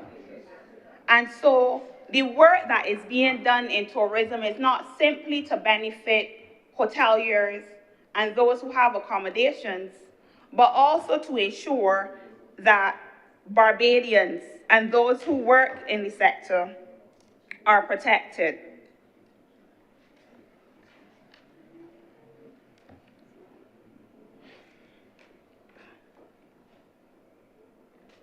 The other thing, Mr. President, is that there was commentary on Cricket World Cup. Central Bank,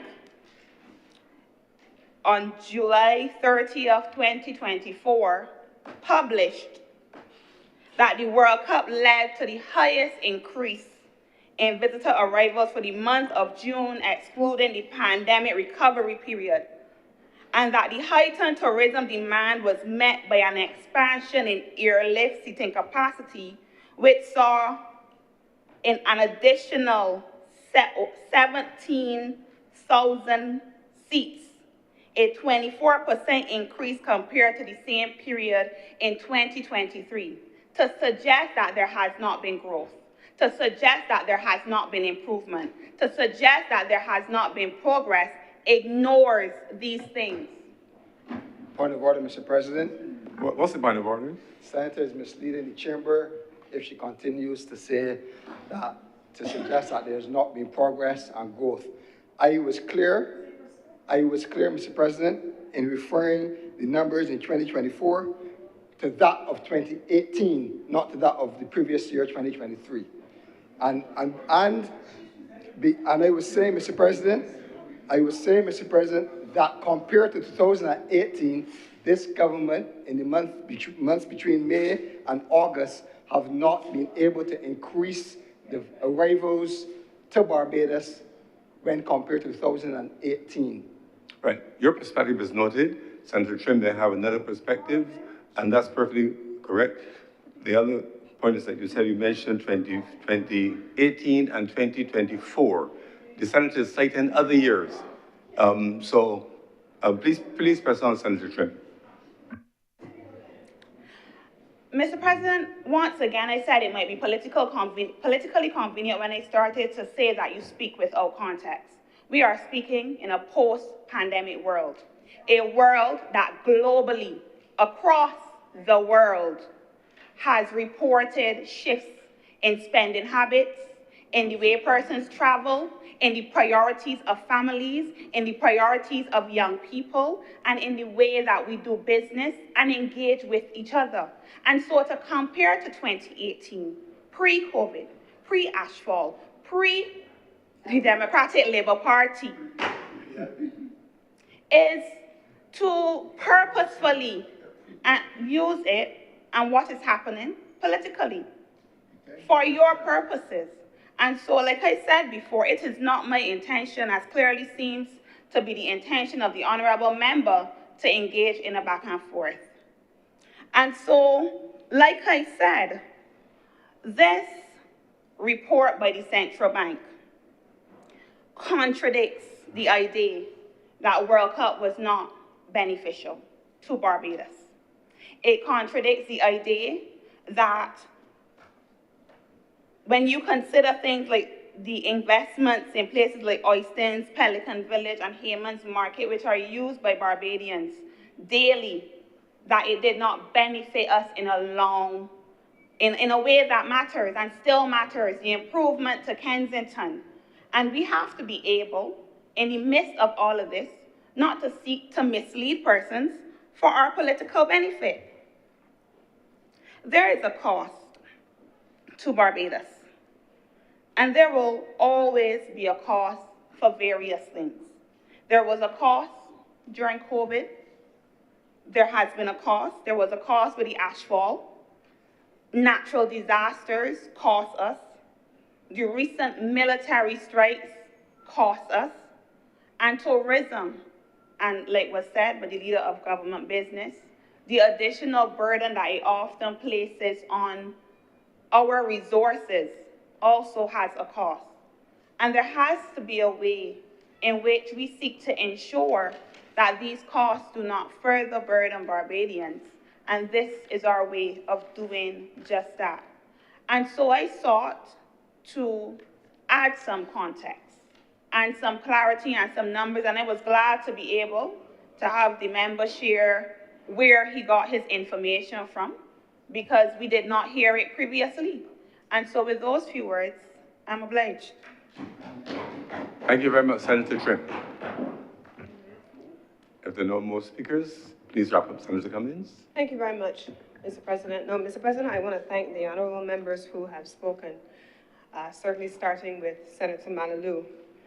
Senator Malalou, I undertake to take your concerns back. I will, as is my custom, whenever I respond to queries that have been raised by members of this chamber especially on matters relating to process and structure. I understand that from your presentation, you would have wanted to have an engagement with the officials, and I undertake to take that back and to see what their feedback is and to give that feedback to you, and to, at the same time, also ask and pass the communication on not just to the Ministry of Finance with responsibility for the BRA, but also to the Ministry of Tourism, who interfaces principally with the Barbados Hotel and Tourism Association. So I will give that commitment here now. Now, Senator Walters, my friend Senator Walters, who brings more bluster than substance on any given day. So let me take a moment and thank Senator Roshana Trim for attempting to correct the record. Now, you know, Mr. President, I know that we are in a season where people are going to try to, as was just said by Senator Trim, score cheap political points, shouting, bringing past part of information, linking it to something else, ignoring facts and hoping that the rest of us forget along with you. That has become characteristic of the honorable member, and we're accustomed to that, so we understand it, Mr. President. We know there's more form than substance there, and we're acceptant of that. But let me attempt to correct the record on substance. In 2018, Barbados had a banner year for tourism, the highest number of long-stay visitors and short-stay visitors and cruise visitors on record.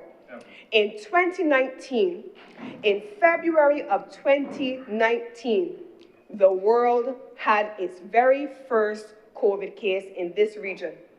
And our sector, I don't know if the honorable member teleported to Mars during that period and was not here on Earth with the other 191 countries in the planet, but the world stopped, to our certain knowledge. And all tourism arrivals, especially in tourism-dependent economies, and I cannot be intimidated, so you could try to talk over me, but it is impossible to intimidate me, so try as you might. So the world stopped in 2019, February. I know this, Mr. President, because I was chairman of the Bridgetown Port, and I went out in a pair of 3-foot 3-inch heels out on a tug to bring in the first cruise ship that came in this country with a COVID case on it. I don't know where Senator Walters was, but I know he wasn't with the cruise workers then. I know he wasn't with the port workers who were worried about the first case that was coming into this country then. I didn't see him with my own 2 eyes. I don't know where Senator Walters or the Democratic Labour Party was, hiding behind everybody else's coattails in fear for COVID as it came. But I know that this government made decisions that other countries in this region even did not make, Mr. President. I know that. I know where I was on the day that the first Carnival ship came into this country. I was at LESC at a conference under the Commonwealth Secretariat. I don't know where he was. But I know that we got a call, and we mobilized and went to the Bridgetown Port so that ship with Barbadians could come into this Bridgetown Port. I know what it was for workers, tourism workers, that I don't have to come and score cheap political points over because I stood with them. I don't know where Senator Walters was. I know what it was, Mr. President, to stand in the Bridgetown Port with the men and the women in that port who had to go and navigate a ship for the first time with COVID and they'd never seen it in their lives, and convince them to put that fear aside and to be humanly vulnerable to that which was unknown, and to go and bring that ship into port. I know what it was, Mr. President. Me, Lisa Shane? What's all craziness that we hearing, Mr. President? Me, Lisa? Mr. President, when those workers decided that they were going out to bring in the ship, Barbados is a tug-operated port, so the ships can't come into our harbor without the tug going out.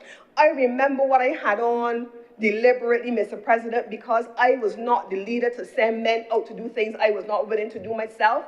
So if they went out to sea to bring in that ship, I got on that tug with them in a black pencil skirt and 3-inch heels. It didn't matter what I had on, I went with them.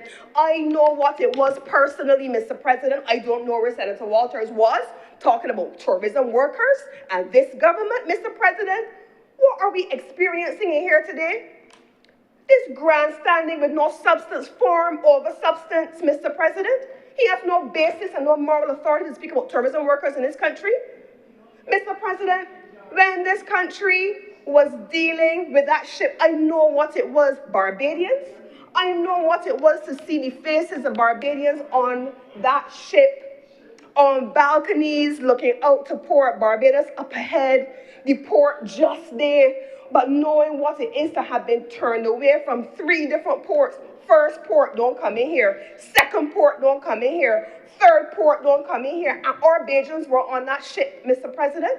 I know what it is to get close to that ship and see the faces of Barbadians wondering, can we come home?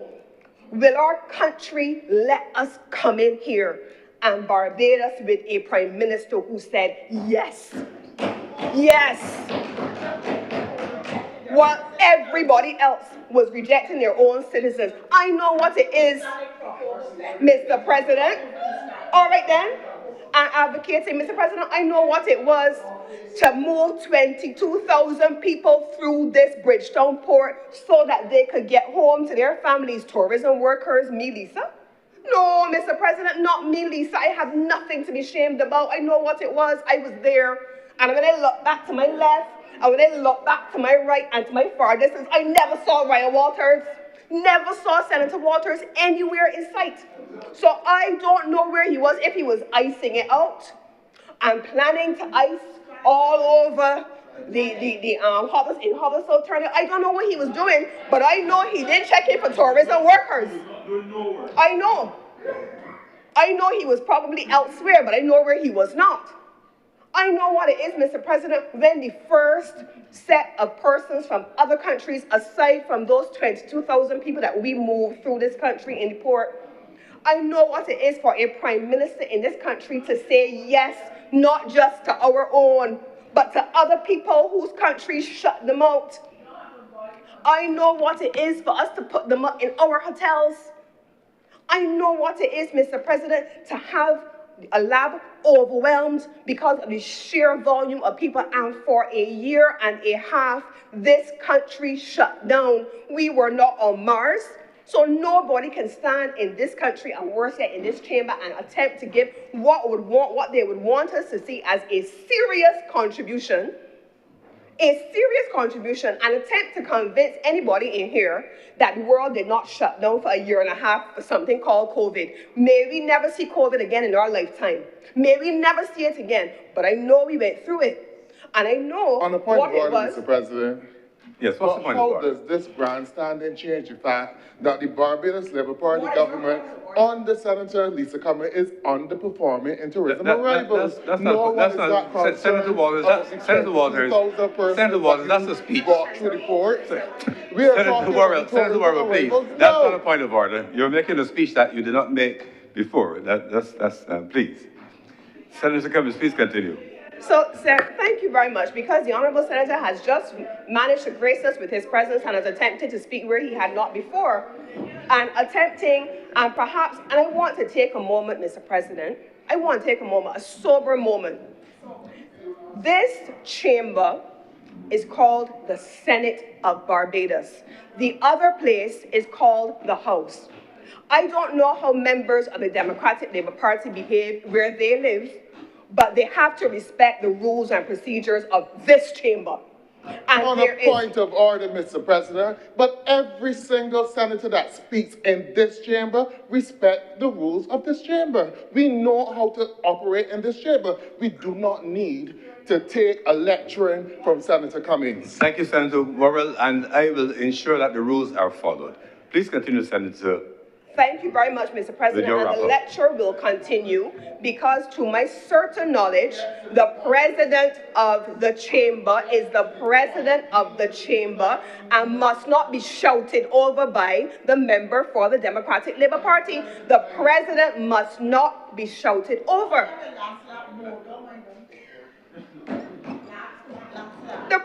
and the speaker in the other place must be respected. This shouting over this president and the speaker is out of order.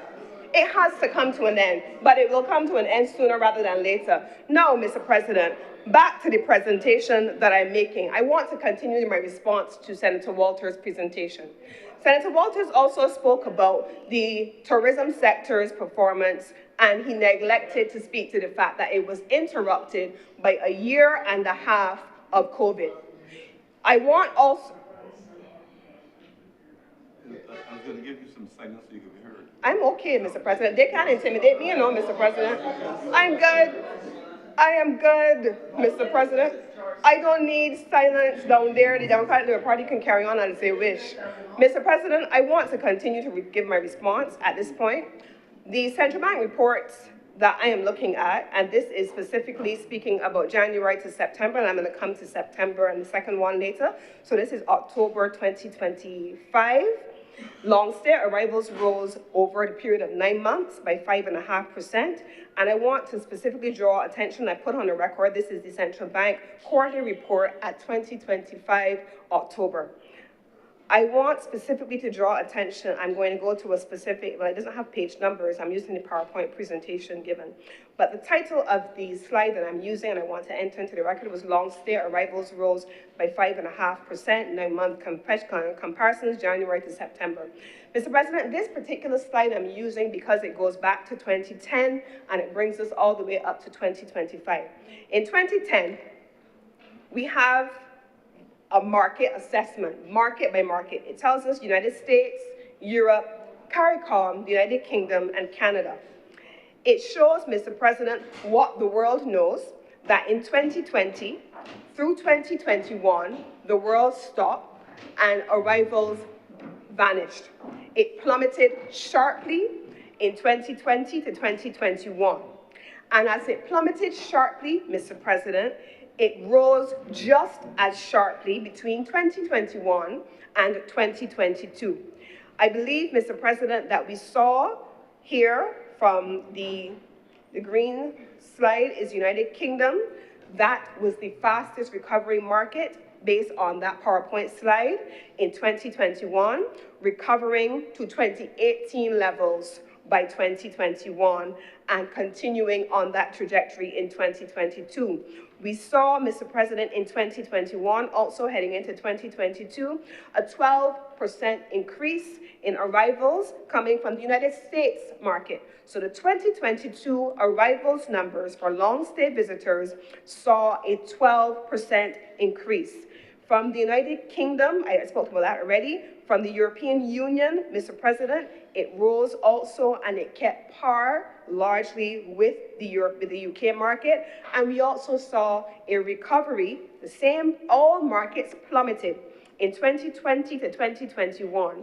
They fell dramatically in 2020, dropped further in 2021, the COVID years, and then increased sharply from 2021 to 2022 to recover at 2019 levels, as we have seen. And the Canadian market, we saw that continue to increase. This is a central bank report of October 2025, and it captures the period from 2010 to 2025.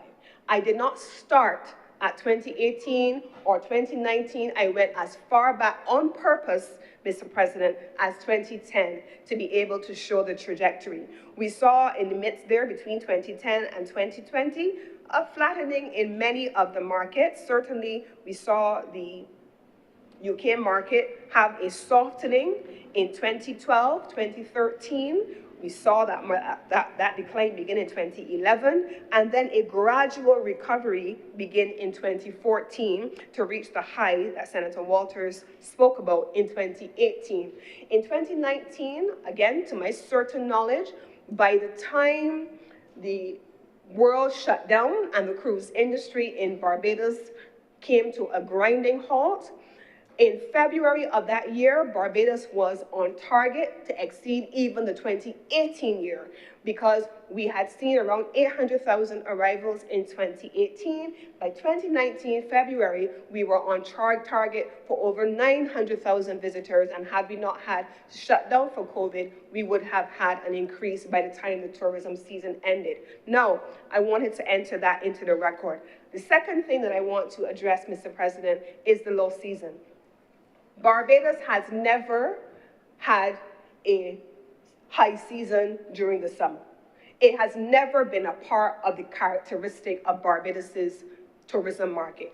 It did not start in 2018. It did not end in 2019 when we had to close the sector. And it has not just started, it didn't start before, but here's what happened, Mr. President. Here are the facts. This government came to office and made a determination that we needed to be able to ensure that we had a year-round tourism economy. And I'm not asking about this, I'm not guessing about it, I know this to my certain knowledge. I have sat in rooms and around tables engaging with the partners. And I know what it is for the cruise industry to say to Barbados in response to our request. We don't live in a bubble, Mr. President, and like children, everything we want, we can't get. But it doesn't mean that we're not going to go after it. And so we had a discussion, Mr. President, with the industry. We're not children, we're big people here, live in the real world. And we sat across the table from the cruise industry, and we started to have a discussion with them. What would it take for Barbados to have summer cruising? And you know, one of the things that they said to us, persons who are leaving cold climates typically want to come to warm climates in their winter, making the Caribbean attractive. Persons, however, who cannot come to go to other jurisdictions, other exotic jurisdictions like we are, they want to experience it in the summer months when it is also warm where they are. And so a lot of the cruise lines, they move their vessels to the Mediterranean, and they are cruising on the Mediterranean because you can't do it in the winter. And so in terms of their scheduling and their placement of ships, they said it is not likely for us to be able to have an extensive summer season. So what did Barbados do? Barbados then decided, okay, so while we may not have all of the larger vessels, there is an opportunity in some of the smaller luxury vessels where you may not have volume, but you may have quality. And by that, I simply mean, while you may not have the vessels that bring 3,000 or 4,000 or 5,000 or 7,000 passengers, you may have those that bring 1,500 passengers, but they're high-spending passengers, thereby contributing a significant percentage as if you had higher numbers. And that was what Barbados then set out to do in the summer months. The Prime Minister also set about, and I believe Senator Reid knows this better than many of us, to ensure we had a 52-week calendar in the year so that year on year on year, month on month on month, people were able to identify what was happening in the country and be able to pair our destination marketing from the BTMI to that. We Gathering was a part of those things, bringing home the diaspora, bringing our own people home. We also had the ability, I believe that Senator Walters had an opportunity if he wanted, not Walters, Senator Worrell, if he wanted to speak, to do so. I'm not sure why he left, why he was absent from the chamber for the majority of the morning, but if he wanted to speak, he could have, Mr. President. So I would like not to have him co-author my closing with me. No, Mr. President, let's move on. I also recall, Mr. President, very clearly that the Prime Minister, aside from the 52-week calendar, we also had the Food and Rum Festival. We've had any number of initiatives that have been introduced. We had CariFesta. We had all of the various activities where people came into the country to be able to create a 52-week calendar for Barbados. Crop over. We talked, Mr. President, about influencers. Again, puerile commentary, Mr. President. I remember, I am not a marketer. I am not a marketer. I don't know anything about what the discipline of marketing is. But I know that once upon a time, PR and comms and marketing was driven by things like press releases and just press conferences and so on. The world of marketing, the marketers tell me, has changed. And so yes, bringing in a person who, I'll tell you a joke, Mr. President. I can't always manage social media. I really can't. So I never understand persons, there are times where I genuinely take a break. I don't go look, I don't want to see. I actually curate what I follow on social media, travel, that kind of stuff, because I want to be able to control what I consume or what I take into my spirit. So, but there are people who I may not understand, but God bless them.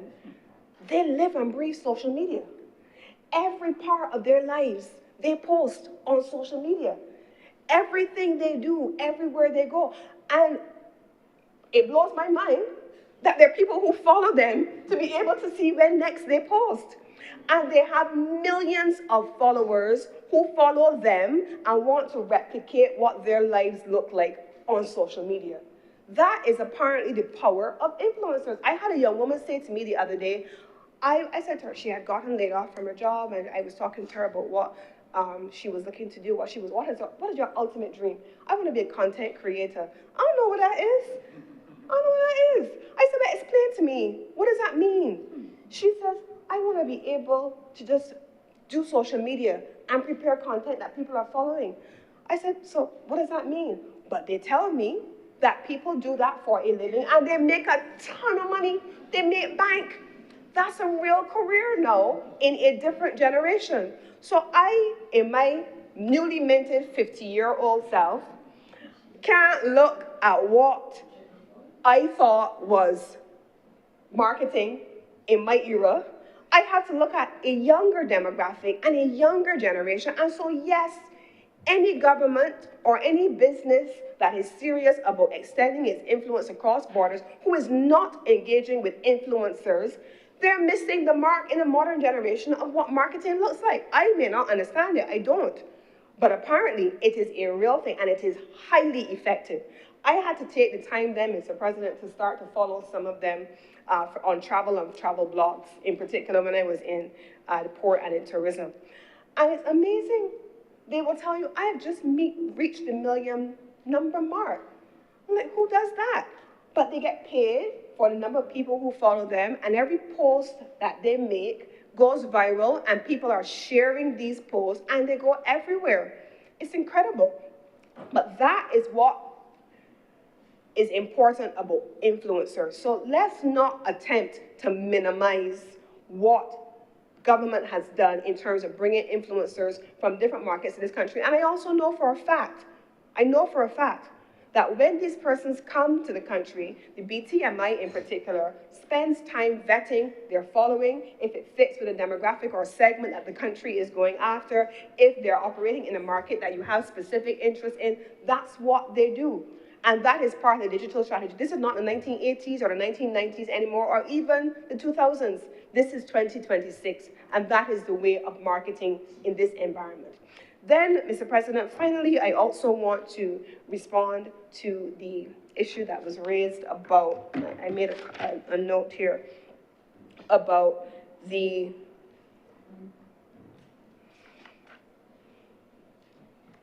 I want to make the point about the BTMI in particular.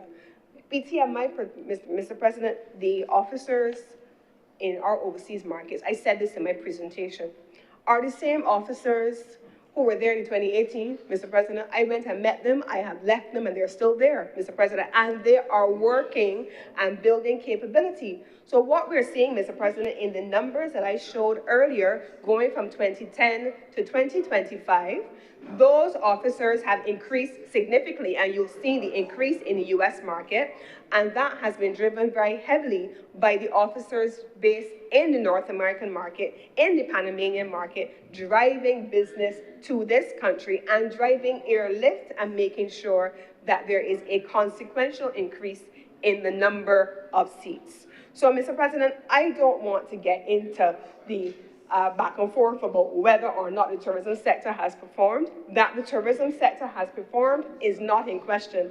The last thing I want to say is this, Mr. President. There are countries in the region that we keep being compared to.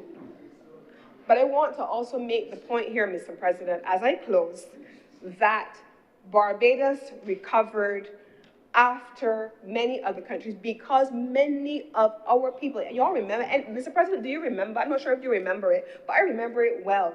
We actually had a national conversation about how Barbadians in the immediate aftermath of COVID and during COVID were so uncomfortable with persons entering our country. And they were very unhappy with the fact the government kept the airport open. The airport never closed.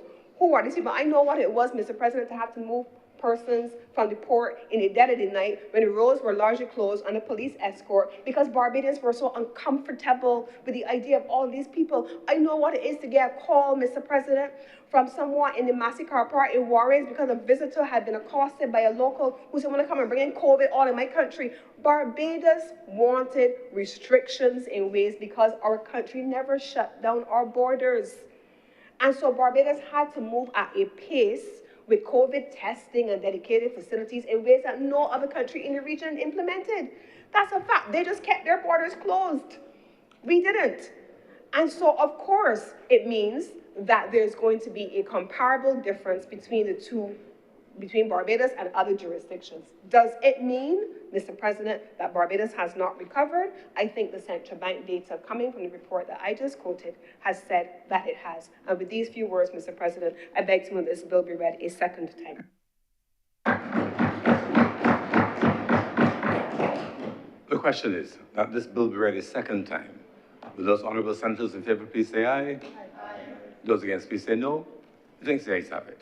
Mr. President, I beg to move that Your Honor do now leave the chair and the Senate resolve itself into committee for further consideration of this bill. The question is that I do not leave the chair and the Senate resolve itself into committee for further consideration of this bill.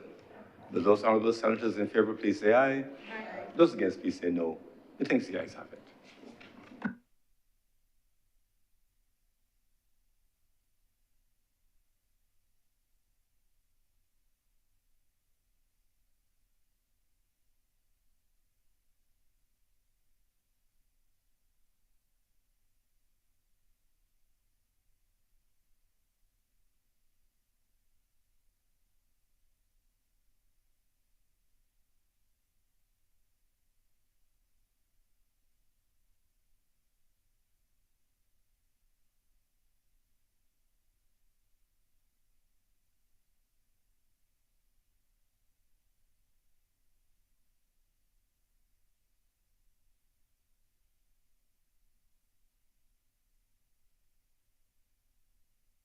The Honorable, the Senate is now in committee.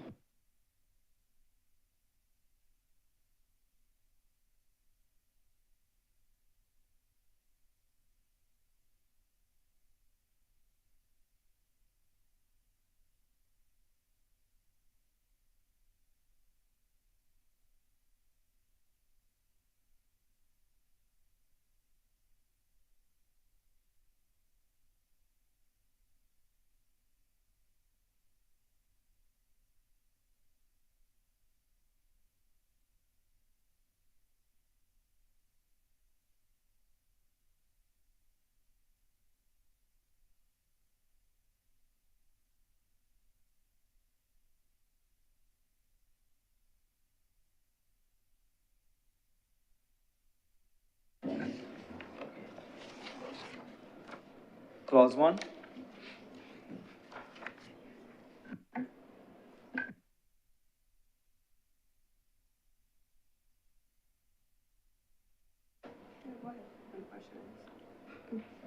Question is that, no.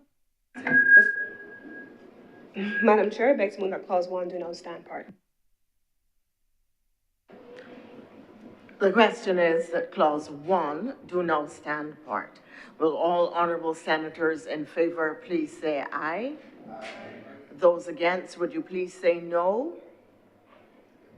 The ayes have it.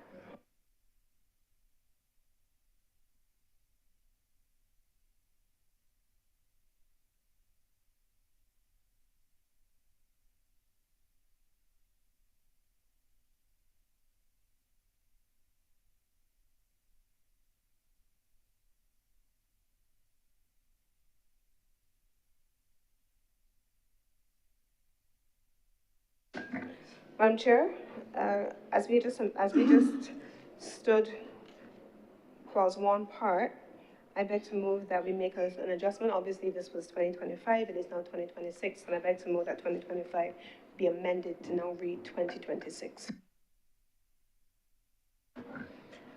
The question is that clause 1 do stand part after amendment of the language to change the year 2025 to 2026.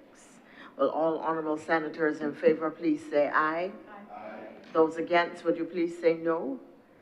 The ayes have it. Clauses 2 through 10. Madam Chair, I beg to move that clauses 2 through 10 stand part. The question is that clauses 2 through 10 do now stand part. Will all honorable senators in favor please say aye? Aye. Those against, would you please say no? No. The ayes have it. Clauses 11 through 15. Madam Chair, I beg to move that clauses 11 through 15 do now stand part. The question is that clauses 11 through 15 do now stand part. Will all honorable senators in favor please say aye? Aye. Those against, would you please say no? No. The ayes have it. First schedule. Madam Chair, I beg to move that the first schedule be the first schedule to the bill. The question is that the first schedule be now the first schedule to the bill. Will all honorable senators in favor please say aye? Aye. Those against, would you please say no? The ayes have it. The second schedule. Madam Chair, I beg to move that the second schedule be the second schedule to the bill. The question is that the second schedule be now the second schedule to the bill. Will all honorable senators in favor please say aye? Aye. Those against, would you please say no? The ayes have it. Madam Chair, I beg to move that you do not report to His Honor the President the passage of one bill in committee. The question is that I do now report to His Honor the President the passing of one bill in committee. Will all honorable senators in favor please say aye? Aye. Those against, would you please say no? The ayes have it.